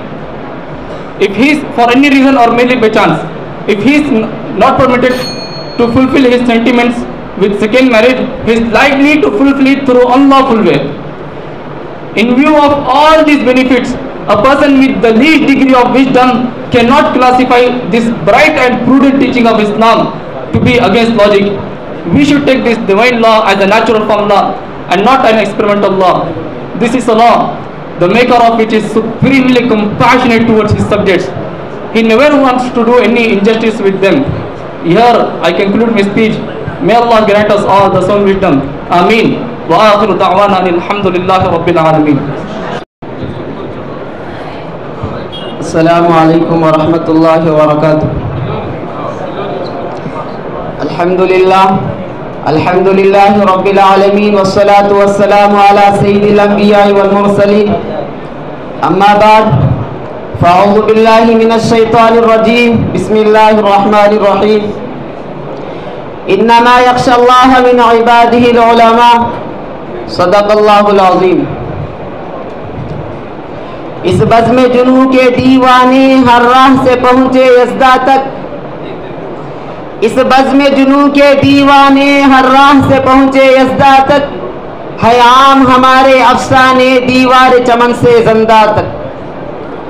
100 بار سوارا ہے ہم نے اس ملک کے گیسوئے برہم کو، 100 بار سوارا ہے ہم نے اس ملک کے گیسوئے برہم کو، یہ اہل جنوب بتلائیں گے کیا ہم نے دیا ہے عالم. محترم اساتذہ اور میرے عزیز ساتھیوں، میں حیران و پریشان بلکہ نادم و پشیماں ہوں کہ اس مختصر سے وقت میں ایسے عظیم الشان اور وسیع و بسیط موضوع پر کس طرح گفتگو کروں. سمجھ میں نہیں آتا کہ داستان کا آغاز کہاں سے کروں اور کیسے کروں، اس کی کن کن خوبیوں کو بیان کروں اور اس کی کن کن خصوصیات کو نظر انداز کر دوں، اس کے علمی سرگرمیوں کا تذکرہ کروں یا اس کے مجاہدانہ کارناموں کی رودات سناؤں، اس کی تحریری دفتروں کی سیر کراؤں یا اس کی تقریری فضاؤں میں پرواز کراؤں، اس کے خلوص و وفا کے داستانیں سناؤں، آزادی کے واسطے اس کے ناقابل فراموش اور لازوال قربانیوں کا تذکرہ کروں یا حفاظت دین کے لیے اس کے بے مثال عزم و استقلال کے حیرت انگیز واقعات بیان کروں.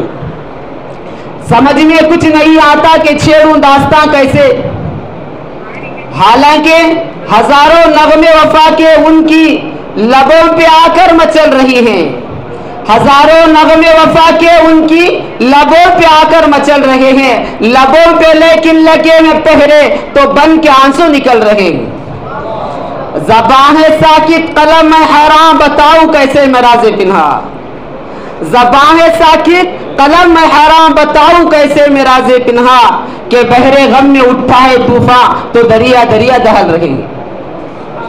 حضرات، بڑے دکھ اور افسوس کی بات یہ ہے کہ لوگ یہ پوچھتے ہیں کہ دارالعلوم دنیا کو کیا دیا، भला बतलाओ, ये भी कोई पूछने की बात है। अगर आपको पूछना ही था तो यूं पूछ लेते कि दारुल उलूम ने दुनिया को क्या नहीं दिया, तो मैं दंगे की चोट पे कहता कि दारुल उलूम ने दुनिया को बेदीनी व इल्हाद नहीं दी, दारुल उलूम ने दुनिया को बेज़मीरी और ईमान फरोशी नहीं दी, दारुल उलूम ने दुनिया को बेहयाई व बेशर्मी नहीं दी, दारुल उलूम दुनिया को बेगैरती व बेमुरव्वती नहीं दी, दारुल उलूम ने दुनिया को जी हुजूरी और चापलूसी नहीं दी, दारुल उलूम ने दुनिया को मफाद परसी और खुद गर्जी नहीं दी, दारुल उलूम ने दुनिया को बस हौसलगी और बुज़दिली नहीं दी, दारुल उलूम ने दुनिया को अदावत व नफरत नहीं दी, बल्कि वो तो हर दौर में नग़्मे महर वफा गाता रहा, वो हर जमाने में गर्दिश दौरा की संगीनी से टकराता रहा, वो कदम कदम पर गुम कर दे रह लोगों को तौहीद की जामे बसफा पिलाता रहा, वो हर जमाने में शाफ़ी कौनो मकान की राह दिखलाता रहा, वो हर जमाने में सुन्नत खैरुल वरा के जमजमे गाता रहा, वो हर जमाने में परचम इस्लाम को बुतकदों की चार दीवारी से वो हर जमाने में परचम इस्लाम को बुतकदों की चार दीवारी पर लहराता रहा और पैगाम खुदावंदी को चार जंग आलम में फहराता रहा। गरचे 12 फलक ने उसको आंखें दिखाई, लेकिन इन तमाम संगीनों के बावजूद उसने ऐलान कर दिया, तेरे इश्क में मैंने कोहे गम सर पे लिया जो हो सो हो, तेरे इश्क में मैंने कोहे गम सर पे लिया जो हो सो हो, वो आयशो नशाते जिंदगी छोड़ दिया जो हो सो हो, आए तूफान तुंदो तेज जाओ हमें समझाओ मत, आए तूफान तुंदो तेज जाओ हमें समझाओ मत, के बहरे गम में दिल का सफीना डाल दिया वो हमारे दारुल उलूम के, वो हमसे हमारे दारुल उलूम के कारनामे और दास्ताने मालूम करने वालों, मैं क्या क्या बताऊं और कहां तक बताऊं। अगर तुमसे हमारी दास्तान मालूम करना है, अफरंग के बर्पा किए हुए तूफानों से पूछो, हमारी दास्तान मालूम करना है बालाकोट की पहाड़ों से पूछो, हमारी दास्तान शामली के मैदानों से पूछो, हमारी दास्तान चांदनी चौक से लेकर खैबर तक के दरख्तों से पूछो, हमारी दास्तान दिल्ली की जामिया मस्जिद और लाहौर की लाल मस्जिद के दरो दीवार से पूछो, हमारी दास्तान अफगानिस्तान के सल बुलंद पहाड़ों से पूछो, हमारी दास्तान रूस और तुर्की की बर्फीली चट्टानों से पूछो, हमारी दास्तान फांसी के फंदों से पूछो, हमारी दास्तान अदालत के खटोरियों से पूछो, हमारी दास्तान जनता की तारीखों से पूछो, हमारी दास्तान माल्टा की तारीख खोटियों से पूछो, ये तमाम के तमाम हमारे महर वफा के नगमे सुनाएंगे, हमारे देराना वो शनासाई के किस्से बयान करेंगे, हमारे खुलूस वफा के दास्तानें सुनाएंगे। वाकिफ तो है इस राज से ये दारो रसन भी, वाकिफ तो है इस राज से ये दारो रसन भी, हर दौर में तकमील वफा हमसे हुई है। और लोग आगे चलकर दोबारा इसका सवाल उठाते हैं कि दारुल उलूम ने दुनिया को क्या दिया। मैं आपको बताता चलूं कि दुनिया को शेखुल हिंद जैसा इमामुल कायदीन किसने दिया, दुनिया को अनवर शाह कश्मीरी जैसा फखरुल मुहद्दिसीन किसने दिया, दुनिया को अशरफ अली थानवी जैसा मुदब्बिर वो मुफक्किर किसने दिया, दुनिया को अल्लामा उस्मानी जैसा खतीब किसने दिया, दुनिया को किफायतुल्लाह जैसा मुफ्ती आजम किसने दिया, दुनिया को मुनाजिर हसन गीलानी जैसा बेमिसाल अजीब किसने दिया। बताओ, दुनिया को जो दिया है वो दारुल उलूम ही का फैज है। दुनिया को मुनाजिर हसन गीलानी जैसा पैकर सिद्क़ो वफा किसने दिया, दुनिया को हकीमुल इस्लाम जैसा तस्वीर खुल्क़े उला किसने दिया। उलाइका आबाई फजिअनी बिमिस्लिहिम, उलाइका आबाई फजिअनी मिस्लिहिम इज़ा जमाअतना या जरीरुल मजामिअ। हजरात, ये बात हम सबको मालूम है कि दारुल उलूम के मुबारक शिकम से ऐसी ऐसी बेनजीर शख्सियतों का ज़ुहूर हुआ जिनका कल्ब और जिगर इस्लाम की अजमत से मामूर था, जिनके चेहरे पर अज़्म व इस्तिक़लाल की किरणें जलवा फिगन थी, जिनका दिल जज्बे जिहाद से सरशार था, जिन्होंने अपनी जिंदगी इस्लाम की बुलंदी से सरबुलंदी और इलाही कलिमतुल्लाह की वक़्फ़ कर दी थी, जिन्होंने हर तारीख में جنہوں نے تاریخ کے ہر نازک موڑ پر امت مرحومہ کی رہنمائی فرمائی اور دستگیری فرمائی، جنہوں نے ہر دور میں باطل کا مقابلہ کیا ہے، جب بھی باطل نے سر ابھرا ہے وہ اس کے سروں پر صاعقہ الہی بن کر گرے ہیں، جب بھی کسی فرعون نے وقت سے انا ربکم الاعلی کا دعا کیا ہے تو اسی دم و جلال منہ سے بن کر نبودار ہوئے ہیں، جب کسی نمرود نے انا واللہ غیری کی صدا بلند کی ہے اسی لمحہ وہ خلیل بت شکن کا دستے بے باک بن کر ظاہر ہوئے ہیں، جب بھی باطل نے حق کو چیلنج کیا ہے انہوں نے اس کی چیلنج کو قبول کیا ہے، وہ مردانہ وار سر بکف میدان میں آ نکلے ہیں اور جم کر پوری بے خوفی سے باطل کا مقابلہ کیا ہے، انہوں نے سر تو کٹا دیا مگر باطل کو کبھی پیٹ نہ دکھائی، انہوں نے گردنیں تو کٹا دی مگر پرچم اسلام کو سر نگو نہ ہونے دیا، انہوں نے سارے عالم میں اپنی صداقت و شجاعت، اپنی جلالت و شجاعت کا پرچم نصب کر دیا اور برسر عام یہ اعلان کر دیا، باطل سے دبنے والے ہے آسمان نہیں ہم، باطل سے دبنے والے اے آسمان نہیں ہم، 100 بار کر چکا ہے تو انتہا ہمارا، توحید کی امانت سینوں میں ہمارے، توحید کی امانت سینوں میں ہے ہمارے، آسان نہیں نام و نشان مٹانا۔ حضرات اگر اس موضوع پر اگر گفتگو کرنی شروع کر دی تو وقت ساتھ نہیں دیتا، اس لیے کہ دارالعلوم نے ہمارے اوپر جو احسانات کیے ہیں اور ہمارے تک جو دین کو پہنچایا ہے یہ انہی کا فیض ہے کہ دارالعلوم نے جب سرزمین ہند پر دزدان یورپ آیا تو ان کا بھی مقابلہ کیا، فرزندان تسلیس آئے تو ان کا مقابلہ کیا، دشمنان اسلام آئے تو ان کا مقابلہ کیا، غداران نبوت آئے ان کا مقابلہ کیا، منکرین حدیث آئے ان کا مقابلہ کیا، محافظین بدعت آئے ان کا مقابلہ کیا، بہرحال اس نے ہر طرح سے جنگ لڑی ہے اور لڑ کر اپنے آپ کو قربان کر دیا ہے اور اسلام کو دنیا والوں تک پہنچا دیا ہے، جب گولی کی ضرورت پڑی تو گولی بھی چلا لی، جب تلوار کی ضرورت پڑی تو تلوار بھی چلا لی اور تلوار پھینکی اور قلم اٹھا لیا۔ میں بس اپنی اسی بات پر اپنی تقریر کو ختم کرنا چاہتا ہوں، دعا کرے کہ اللہ تبارک و تعالیٰ ان تمام اکابر کو، ان اسلاف کو ہم سب کی طرف سے ان سب کو جزا خیر عطا فرمائے اور اللہ تعالیٰ ان کے قبروں کو نور سے منور فرمائے، اور ہم ان کی کتابوں سے استفادہ بھی کر رہے ہیں اور ہم ان کے حق میں دعا یہ کریں گے کہ اللہ تبارک و تعالیٰ ان کو جزا خیر عطا فرمائے۔ وآخر دعوانا ان الحمدللہ رب العالمین۔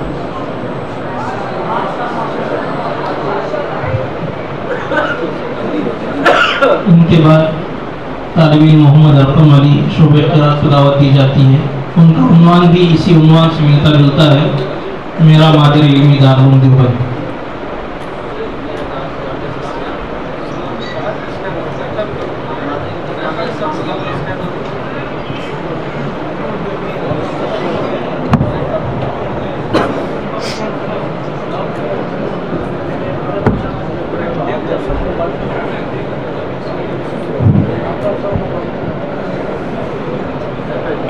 السلام علیکم ورحمۃ اللہ وبرکاتہ۔ الحمد للہ رب العالمین والصلاة والسلام على سید الانبیاء والمرسلین وعلى آلہ واصحابہ اجمعین، اما بعد فاعوذ باللہ من الشیطان الرجیم، بسم اللہ الرحمن الرحیم، انما یخشى اللہ من عبادہ العلماء، صدق اللہ العظیم۔ طلبہ سنجیدگی کا مظاہرہ کریں اور دو تین بھی مساہمین باقی ہیں، پوری توجہ سے شریک محفل رہیں۔ ایک صنم خانہ ہے جہاں محمود بہت تیار ہوئے، ایک صنم خانہ ہے جہاں محمود بہت تیار ہوئے، اس خاک کے ذرے ذرے سے کس درج شرر بیدار ہوئے۔ محترم صدر جلسہ، چمنستان قاسمیہ کے چہکتے بلبلوں، میں سب سے پہلے رب ذوالجلال کی بارگاہ میں ہدیہ تشکر پیش کرتا ہوں جس نے مجھے اس مادر علمی کی عظمت اور رفعت کی شان میں عقیدت و محبت کی پھول نچھاور کرنے کی سعادت بخشی، جو عالم اسلام کی مثالی تعلیم گاہ علوم نبوت کی مقبول درسگاہ، مشائخ و اولیاء کی روحانی تربیت گاہ، مجاہدین آزادی کی قیام گاہ، مسلک حقیقت کی مضبوط پناہ گاہ، اس آخری صدی کے مجددین کے جلوہ گاہ جس کو ازہر الہند اور کعبۃ الہند کے نام سے جانا جاتا ہے، جس کی بنیاد خود خواب میں ساقی کوثر صلی اللہ علیہ وسلم نے رکھی، جس کی در و دیوار پر اکابر امت کے لوکار فرما ہے، جنہوں نے پیٹ پر پتھر باندھ کر اس گلشن کی آبیاری کی۔ یہ ہے میرا مادر علم دارالعلوم دیوبند۔ کوہسار یہاں دب جاتے ہیں، طوفان یہاں رک جاتے ہیں، کوہسار یہاں دب جاتے ہیں، طوفان یہاں رک جاتے ہیں، اس خاک فقیری کے آگے شاہوں کے محل جھک جاتے ہیں۔ حضرات، علم و معرفت کا سر چشمہ اس وقت بہ پڑا جب برطانوی اقتدار میں تمام دینی مدارس بند کر دیے گئے تھے، ہندوستان سے قرآن و سنت کے مراکز بند کر دیے جا رہے تھے، آریوں اور عیسائیوں کی فتنہ ارتداد کی لہر مسلمانوں پر باد سرسر کے معنی چل رہی تھی۔ ایسے پرآشوب دور میں رحمت الہی جوش میں آئی، تاریخ نے کروٹ بدلی۔ چنانچہ 15 محرم 1283 کا وہ مبارک دن آیا جس میں اکابر امت کی پہم کاوشوں سے اس سرزمین دیوبند پر میرا مادر علمی کا وجود عمل میں آیا۔ اس کی ابتدا تو ایک انار کے درخت کے نیچے ہوئی، پھر خستہ حال عمارت کے سائے میں اخلاق و کردار کے مجسمے تیار ہوتے رہے، انسانیت کے رہبر و رہنما پیدا ہوتے رہے، اسلام کے جاندار سپاہی جلوہ گر ہوتے رہے، جگہ جگہ علم کے مینار روشن ہوتے رہے، یہاں تک کہ جس کے فضلاء کی تصانیف تقریباً 1 لاکھ کو پہنچ چکی ہے، جن کی خدمات کے نیچے صرف ہندوستان میں 86,000 مدارس 3 لاکھ مکاتب پھیل چکے ہیں، جس کی شہرت کے کیا کہنے، ماضی قریب کے واقعے نے صرف نسبت کی بنیاد پر دارالعلوم کے نام کو ساری دنیا میں روشن کر دیا ہے۔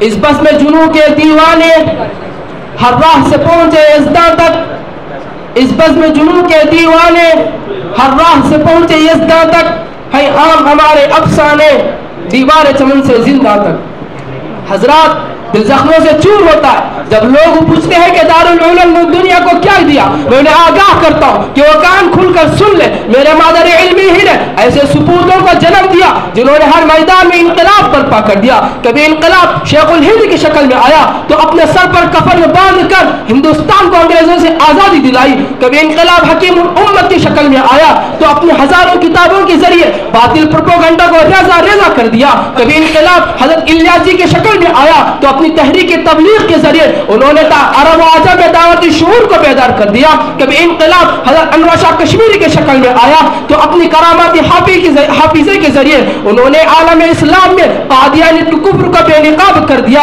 کبھی انقلاب شیخ الاسلام کی شکل میں آیا تو اپنی سیاسی بصیرت کے ذریعے انہوں نے مسلمانان ہند کو پرسنل لا بورڈ جیسے متحدہ پلیٹ فارم سے نوازا۔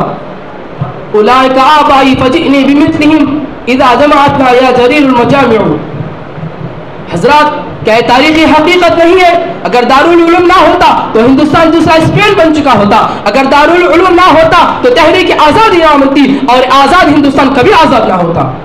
اس صداقت سے کیسے انکار کیا جا سکتا ہے کہ میرے مادر علمی ہی نے آریوں اور عیسائیوں کی فتنہ ارتداد کو بیخ و بن سے اکھاڑ دیا اور مسلمانوں کا دین ایمان کا تحفظ کیا، مساجد کو آباد کیا۔ جب بھی اسلام کے نام پر فتنے اٹھتے، چاہے قادیانیت کا فتنہ ہو یا شیعیت کا فتنہ ہو، انکار حدیث کا فتنہ ہو یا غیر مقلدین کا فتنہ ہو، رضا خانیت کا فتنہ ہو، ہند امت کا فتنہ ہو، ان میں سے ہر ایک کو میرے مادر علمی ہی نے منہ کے بل پچھاڑ دیا۔ بھلا بتلاؤ تو صحیح، وہ ایسا کون سا محاذ ہے جہاں میرے مادر علمی کا ثبوت سینہ سپر نظر نہ آتا ہو؟ وہ ایسا کون سا گوشہ ہے جہاں فیض دیوبند کے کرشمے سازیاں چھلمل کرتی دکھائی نہ دیتی ہو؟ میرے غیور ساتھیوں، میرے مادر علمی آج بھی اپنے پوری آب و تاب کے ساتھ اشاعت اسلام میں ہماتن مصروف ہے اور باطل کے لیے دیوار آہنی بنا ہوا ہے۔ آج بھی اشاعت اسلام میں ہماتن مصروف ہے اور باطل کے لیے دیوار آہنی بنا ہوا ہے، جس کا فیض ساری دنیا میں برق رفتاری کے ساتھ پھیلتا چلا جا رہا ہے، جسے دشمن طاقتیں دیکھ دیکھ کر حیران ہیں اور میرے مادر علمی کی عصمت کی جانب نگاہیں بد جمائے ہوئے ہیں تاکہ کسی نہ کسی بہانے مادر علمی کی بیخ کنی کی جائے۔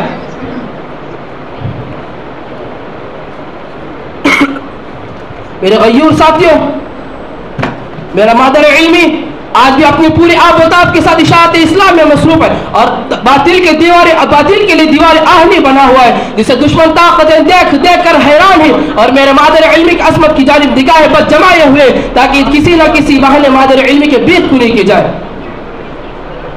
मेरे गयूर, मेरे मादर इल्मी के फर्जंदों, आज तुम्हारे सामने दुश्मनों का बहुत बड़ा चैलेंज है। इन पुरखतर हालात में मादर इल्मी का ये पैगाम है, अगर ऐसी घड़ी आ जाए तो आग में कूदने, दरिया में छलांग लगाने, शोले उगलते रेगिस्तानों में नारे तकबीर बुलंद करने का दिल कभी दरेग न करना, अपने खून के आखिरी कतरे तक दीन मुस्तफी सल्लल्लाहु अलैहि वसल्लम की गुलशन की आबियारी करते रहना और मादर इल्मी के बेदाग दामन को कभी दागदार ना होने देना। क्योंकि जहां मादर इल्मी अपने सुपूतों को, दुश्मनों को दंदा शिकन जवाब देने का हौसला देता है, वहीं दोस्तों और इंसाफ पसंदों के आगे अखलाक के फूल निछावर करने का पैगाम भी देता है।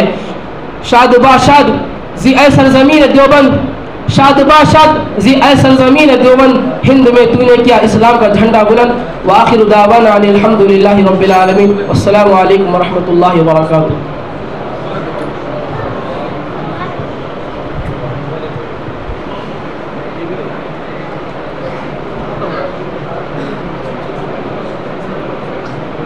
इसके बाद तालिब मोहम्मद सुहेल जमात शिशुल को दावत खिताब दी जाती है कि वो तशरीफ़ लाएँ और अपने उन्वान मुसलमानों की तबाही और उसका इलाज, इस पर गुफ्तगू फरमाएं।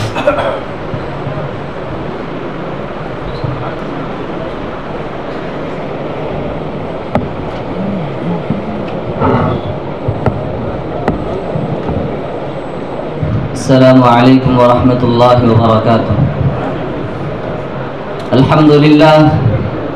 अल्हम्दुलिल्लाह रब्बिल आलमीन वस्सलातु वस्सलामु अला सय्यिदिल अंबिया वल मुरसलीन व अला आलिहि व अस्हाबिहि अजमईन। अम्मा बाद फ़अऊज़ु बिल्लाहि मिनश शैतानिर रजीम। बिस्मिल्लाहिर रहमानिर रहीम। व अंतुमुल अअलौना इन कुंतुम मुमिनीन। सदक़ल्लाहुल अज़ीम। वो मुअज़्ज़ज़ थे ज़माने में मुसलमान होकर, वो मुअज़्ज़ज़ थे ज़माने में मुसलमान होकर और हम ख़ार हुए तारिके कुरान होकर। मुहतरम बुज़ुर्गों और दोस्तों, आज मेरी गुफ्तगू का मौज़ू मुसलमानों की तबाही और उसका इलाज है। आइए इस मौज़ू के तहत हम अपनी शानदार माज़ी पर एक नज़र डालकर मुस्तक़बिल की तामीर और तरक्की के सामान तलाश करें। कुरान करीम में रब्बुल जलाल का इरशाद है, व अंतुमुल अअलौना इन कुंतुम मुमिनीन, कि तुम ही सरबुलंद रहोगे अगर तुम सच्चे पक्के मोमिन हो। मुहतरम बुजुर्गों, ये इरशाद बारी ताला हमारी पूरी तारीख का इख्तिसार है और इसी में हमारी कामयाबी का राज मुज़मर है। तारीख के सैकड़ों वाक़यात ये बताने के लिए काफ़ी हैं कि जब भी हमारा रिश्ता अल्लाह से और उसके दीन से मजबूत रहा है, सरबुलंदी और कामयाबी ने हमारे कदम चूमे हैं। और जब भी इस रिश्ते में किसी भी किस्म की कमजोरी आई है तो हम लोग सरबुलंदी के मैदान से जिल्लत और पस्ती के गार में जा गिरे हैं। मुहतरम बुजुर्गों, तारीख हमारे सामने जंगे बदर की मिसाल पेश करती है। जंगे बदर में जो कामयाबी हुई वह सिर्फ और सिर्फ इसी रिश्ते की मजबूती की बुनियाद पर हुई, वरना अगर कामयाबी होती तो कुफ्फार मक्का को होती, क्योंकि कुफ्फार मक्का तकरीबन 1000 थे, बड़े जोशो खरोश के साथ थे। उनके पास 700 ऊंट और 200 घोड़े, नीज सबके पास तलवारें थी और दीगर जंगी हथियार मौजूद थे। उधर अबू जहल, उतबा, शैबा, वलीद, हंजला, उबैद, आस, हर्ष, उमैया बिन खल्फ, नफर बिन हारिस, अब्दुल मुत्तलिब जैसे शुजाअत के पहाड़ और आज़मूदाकार लोग थे। और इधर बेचारे मुसलमान बेसरो सामानी की हालत में सवारी के लिए कुल 2 घोड़े और 70 ऊंट हैं। एक पर 3-3, 4-4 आदमी सवार हैं और बाज लोग तो पैदल ही सफर कर रहे हैं। किसी के पास नेजा और कमान है तो तलवार नहीं, किसी के पास तलवार है तो नेजा और कमान नहीं।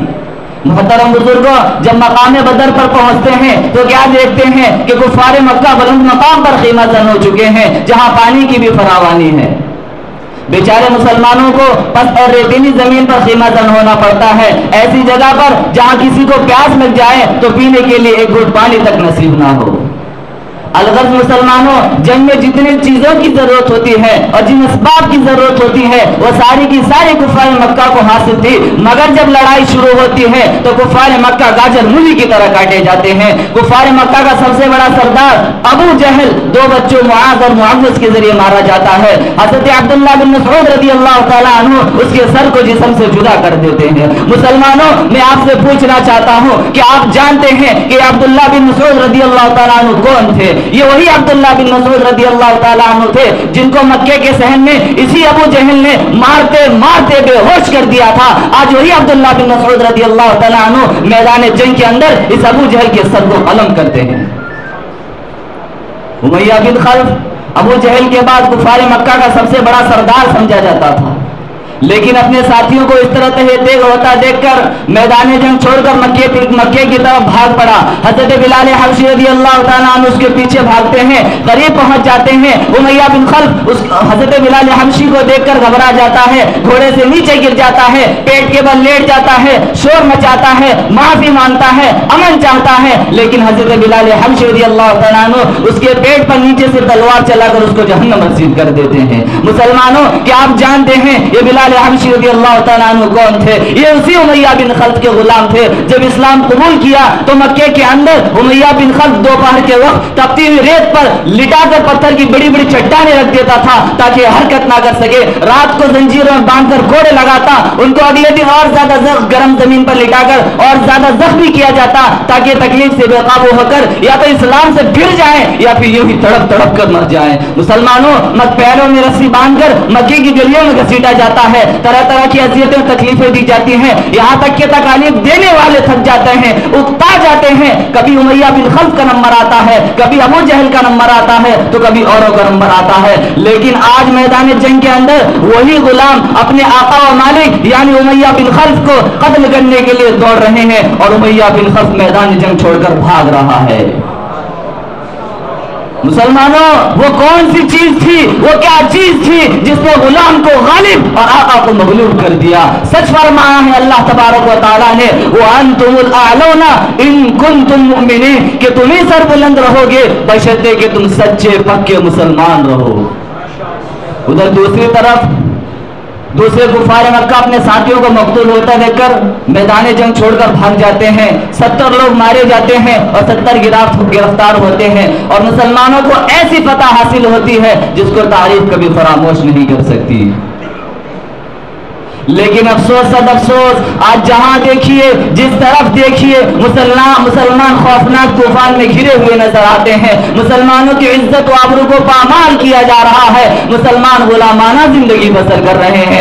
हजरात, आज हम और आप उंदुलुस को नहीं जानते, हालांकि ये उंदुलुस एक जमाने में मुसलमानों की सबसे बड़ी ताकत हुकूमत थी, पूरी दुनिया में शान शौकत की शोहरत थी और वहां तकरीबन 750 साल तक मुसलमानों की हुकूमत रही। लेकिन आज वहां की हालत यह है कि एक मुसलमान भी नाम लेने तक को नजर नहीं आता। वहां के मुसलमानों पर ऐसी तबाही आई, न सिर्फ ये कि मुसलमानों को बेघर किया गया बल्कि मुसलमानों का कत्ल आम हुआ, मुसलमानों की इज्जत व आबरू को पामाल किया गया, हजारों नौजवानों को अपना मजहब छोड़ने पर मजबूर किया गया। हाँ, जिंदा मुसलमानों को आग में जला दिया गया, जिंदा मुसलमानों को जमीन में दफन कर दिया गया। यही वजह है कि आज वहां कोई कलमा पढ़ने वाला नजर नहीं आता। मुसलमानों, मुल्क बर्मा में मुसलमानों का कत्लेआम होता है, मुल्क बर्मा में मुसलमानों का कत्लेआम हुआ, मुसलमानों को अपना मजहब छोड़ने पर मजबूर किया गया और इसी पर बस नहीं बल्कि इसी मुल्क बर्मा में मुसलमानों को मजहब छोड़ने पर मजबूर किया जाता है। मुसलमानों का कत्लेआम होता है, हजारों नौजवानों को कत्ल कर दिया जाता है, बेशुमार औरतों को शहीद कर दिया जाता है, मासूम बच्चों को उनकी माँ की गोदों से अलग कर दिया जाता है, उलमाए किराम को सख्त से सख्त तकलीफें दी जाती हैं। हालांकि मुल्क बर्मा में मुसलमानों की बहुत बड़ी तादाद मौजूद थी। मुसलमानों, आप दूर न जाएं बल्कि खुद अपने इस मुल्क को देखिए, आज हमारे साथ क्या नहीं किया जा रहा है, कौन से ऐसे मजालिम हैं जिनको आज हम बर्दाश्त नहीं कर रहे हैं। हालांकि इसी मुल्क में हमारी हुकूमत रही है, लेकिन आज हमारी हालत यह है कि आज हम इत्मीनान से जिंदगी नहीं गुजार सकते। کہیں ہمارے قتل کی تدبیریں سوچی جاتی ہیں، ملک سے نکالنے کے منصوبے بنائے جاتے ہیں، ہمیں غیر ملکی کہہ کر بدنام کیا جاتا ہے۔ مسلمانوں، آج کیوں ہماری حالت ایسی ہو گئی ہے؟ کسی شاعر نے کیا ہی خوب کہا ہے، کسی شاعر نے کیا ہی خوب کہا ہے، کسی شاعر نے کیا ہی خوب کہا ہے، مغرب کی وادیوں میں گونجی اذان ہماری، مغرب کی وادیوں میں گونجی اذان ہماری، تھمتا نہ تھا کسی سے سیل رواں ہمارا۔ محترم بزرگوں، آج ہمیں سوچنا چاہیے، غور و فکر کرنا چاہیے کہ ہماری طرف تباہی و بربادی کے ہاتھ بڑھ رہے ہیں، ہماری طرف تباہی و بربادی کے ہاتھ بڑھ رہے ہیں، ہمارے اوپر ظلم و ستم کے پہاڑ توڑے جا رہے ہیں۔ آخر ان کی وجہ کیا ہے؟ آخر ایسا کیوں ہو رہا ہے؟ خوب یاد رکھ لو، اگر اس کی کوئی وجہ ہو سکتی ہے، اگر اس کا جواب ہو سکتا ہے تو یہی ہو سکتا ہے کہ آج مسلمان نہ رہے۔ ہم اپنے مسلمان ہونے کا جھوٹا دعویٰ کرتے ہیں، قوانین اسلام کو ہم نے توڑ دیا ہے، اسلام کے اصولوں کو ہم نے توڑ دیا ہے، پھر اپنے آپ کو مسلمان پیش کرتے ہیں۔ مسلمانوں، حقیقت تو یہ ہے کہ ہم نے اللہ کی شریعت سے روگردانی کر لی، حضور اقدس صلی اللہ علیہ وسلم کے دامن کو ہم نے ترک کر دیا، نماز ہم نہیں پڑھتے، روزہ ہم نہیں رکھتے، قارون کی طرح مال جمع کر کے رکھتے ہیں، زکوٰۃ ہم نہیں دیتے، جوئے بازی، قمار بازی ہمارا شیوا بن چکا ہے، ہم شراب نوشی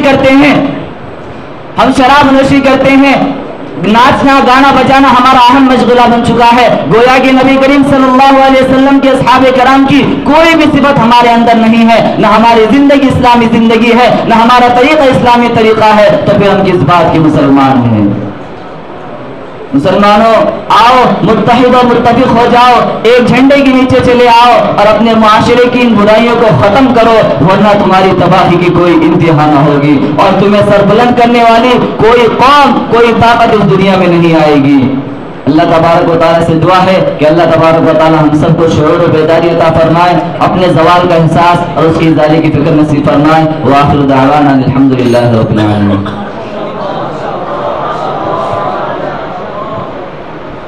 اس کے بعد ہمارے اس پروگرام کی آخری کڑی اور ہمارے آخری مصاحب سنعان عرفات کو دعوت دی جاتی ہے کہ وہ ہمارے سامنے بے پردگی اور بے حیائی کا سیلاب اور ہماری ذمہ داری ہے، اس عنوان پر اپنی تقریر پیش کریں۔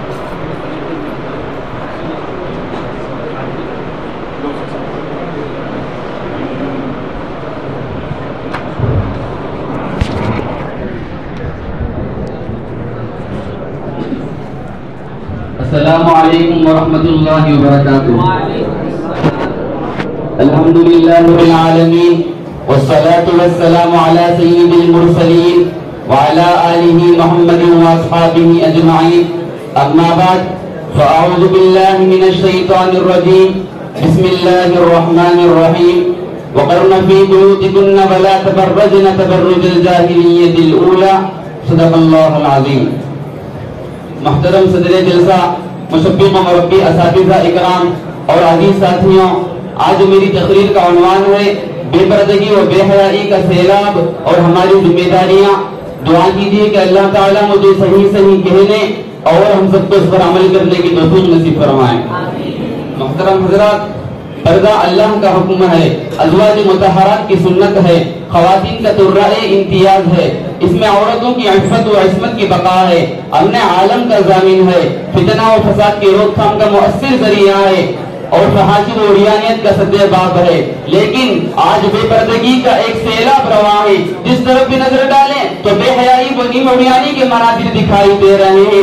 آج ہمارا معاشرہ مغربی تہذیب کے شانہ بشانہ چل رہا ہے اور ہر میدان میں بلا ضرورت اپنی عورتوں کو بے لگام چھوڑا جا رہا ہے۔ چنانچہ سڑکوں پر، میلوں میں، ہوٹلوں اور ریسٹورنٹ میں، کال سینٹروں میں عورت ہے، بسوں اور پارکوں میں ٹکٹ دینے والی عورت ہے۔ ارے نوبت تو یہاں تک پہنچ چکی ہے کہ آج حکومت کی بڑی بڑی کرسیوں اور عورتوں پر بھی فائز عورت ہے۔ محترم حضرات، آج فحاشی و عریانیت کا فتنہ ایک فیشن بن گیا ہے اور آج مسلم معاشرے نے اسلامی تہذیب کو بے حیثیت سمجھا تو یہ فتنہ بآسانی گھروں میں داخل ہو گیا ہے، جس کی وجہ سے یہ فتنہ روز پر روز زور پکڑتا جا رہا ہے۔ تو کبھی مغرب نعرے لگاتا ہے پردہ ہٹاؤ ترقی کرو، تو خود عورتیں بے پردگی و نیم عریانی پر فخر محسوس کرنے لگی ہیں۔ حاضرین گرامی، آج عورتیں برقع پہنتی بھی ہیں تو صرف بدن پر کپڑا رہتا ہے اور چہرہ کھلا رہتا ہے. اس کی وجہ ایک شاعر نے یوں بتلائی ہے کہ یہ 14ویں صدی کا نیا انقلاب ہے. یہ 14ویں صدی کا نیا انقلاب ہے. بدن پر ہے برقع لیکن چہرہ بے نقاب ہے. اور بعض حضرات فحش روحانیت میں ملوث ہونے کا کھلے عام ثبوت دیتے ہوئے اپنی بیگم کو نیم اوڑھیا لباس پہنا کر پارکوں میں بغیر سے تفریح لے جاتے ہیں اور خود عورتوں کو بھی پردہ کرنے کی توفیق نہیں ہوتی. ایسے لوگوں کے متعلق اکبر الہ آبادی نے کیا ہی خوب کہا ہے کہ خدا کے فضل سے میاں بیوی دونوں مہذب ہیں. خدا کے فضل سے میاں بیوی دونوں مہذب ہیں. حیا ان کو نہیں آتی, انہیں غصہ نہیں آتا.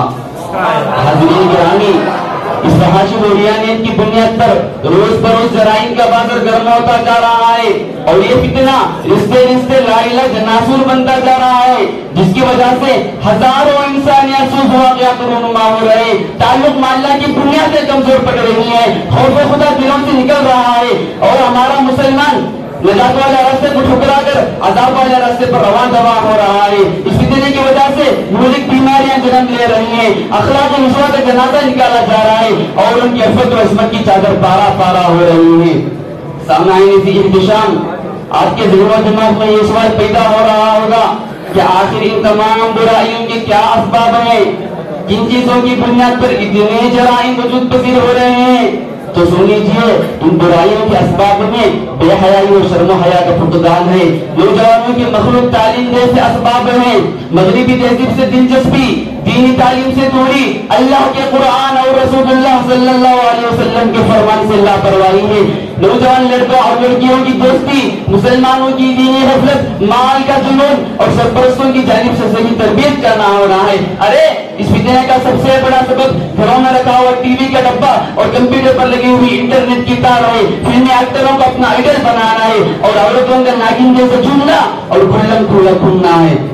محترم حضرات, اس بے پردگی اور بے حیائی کے فتنے کے سدے داغ کے لیے پہلے خواتین کی ذمہ داری ہے کہ وہ خدائی فرمان کل المؤمنین یغضضن من ابصارہن ویحفظن فروجہن, یعنی مومن عورتوں کو چاہیے کہ اپنی نگاہیں نیچی رکھے, اپنے شرمگاہوں کی حفاظت کرے. اس فرمان الہی کو سامنے رکھ کر بدنگاہی و بے احتیاطی سے مکمل اجتناب کرے. یدنین علیہن من جلابیبہن والے فرمان کو ملحوظ رکھ کر برقع پہن کر باہر نکلے. ربکاسیت فی الدنیا عاریۃ یوم القیامہ, اس فرمان نبوی کو سامنے رکھ کر پتلا اور بیم پر ہونا لباس زیب تن نہ کرے. نوجوان لڑکیوں کو چاہیے کہ وہ کسی کو اپنا بوائے فرینڈ نہ بنائے, گھر میں رہ کر پردے کی آڑ سے باہر نہ جھانکے. نوجوان لڑکوں کو چاہیے کہ وہ بھی کسی لڑکی کو اپنی گرل فرینڈ نہ بنائے. گھر کے بڑے افراد اور ذمہ داروں کو چاہیے کہ وہ اعلیٰ کلکم رائی وکلکم مسئول عن رعیتی, اس فرمان نبوی کو سامنے رکھ کر اہل خانہ کی مکمل نگہداشت کرے. والدین کی ذمہ داری یہ ہے کہ وہ خدائی فرمان یا ایھا الذین آمنوا قوا انفسکم واہلیکم نارا, اس فرمان الہی کو سامنے رکھ کر اپنے اولاد کی صحیح تربیت کرے اور ایسے اداروں میں ان کی تعلیم دلوائیں جہاں تعلیم تو انگریزی ہو مگر تہذیب اسلامی ہو. اور ہر فرد مسلم کو چاہیے کہ وہ دینی تعلیم, اسلامی مزاج اور شریعت مطہرہ کے رنگ میں ڈھل کر خود کی اور اپنے متعلقین کی فتنے سے حفاظت کے سامان فراہم کر لے. آخر میں ہم سب کو اس بات کا پختہ عزم کرنا ہوگا کہ ہم خود اس فتنے سے بچیں گے اور جہاں تک ہو سکے دوسروں کو بھی اس فتنے سے بچانے کی پوری کوشش کریں گے. اللہ سے دعا ہے کہ اللہ تعالی ہم سب کو اس فتنے سے بچنے کی توفیق نصیب فرمائے. وما توفیقی الا باللہ علیہ توکلت والیہ انیب. السلام علیکم ورحمۃ اللہ وبرکاتہ. الحمدللہ.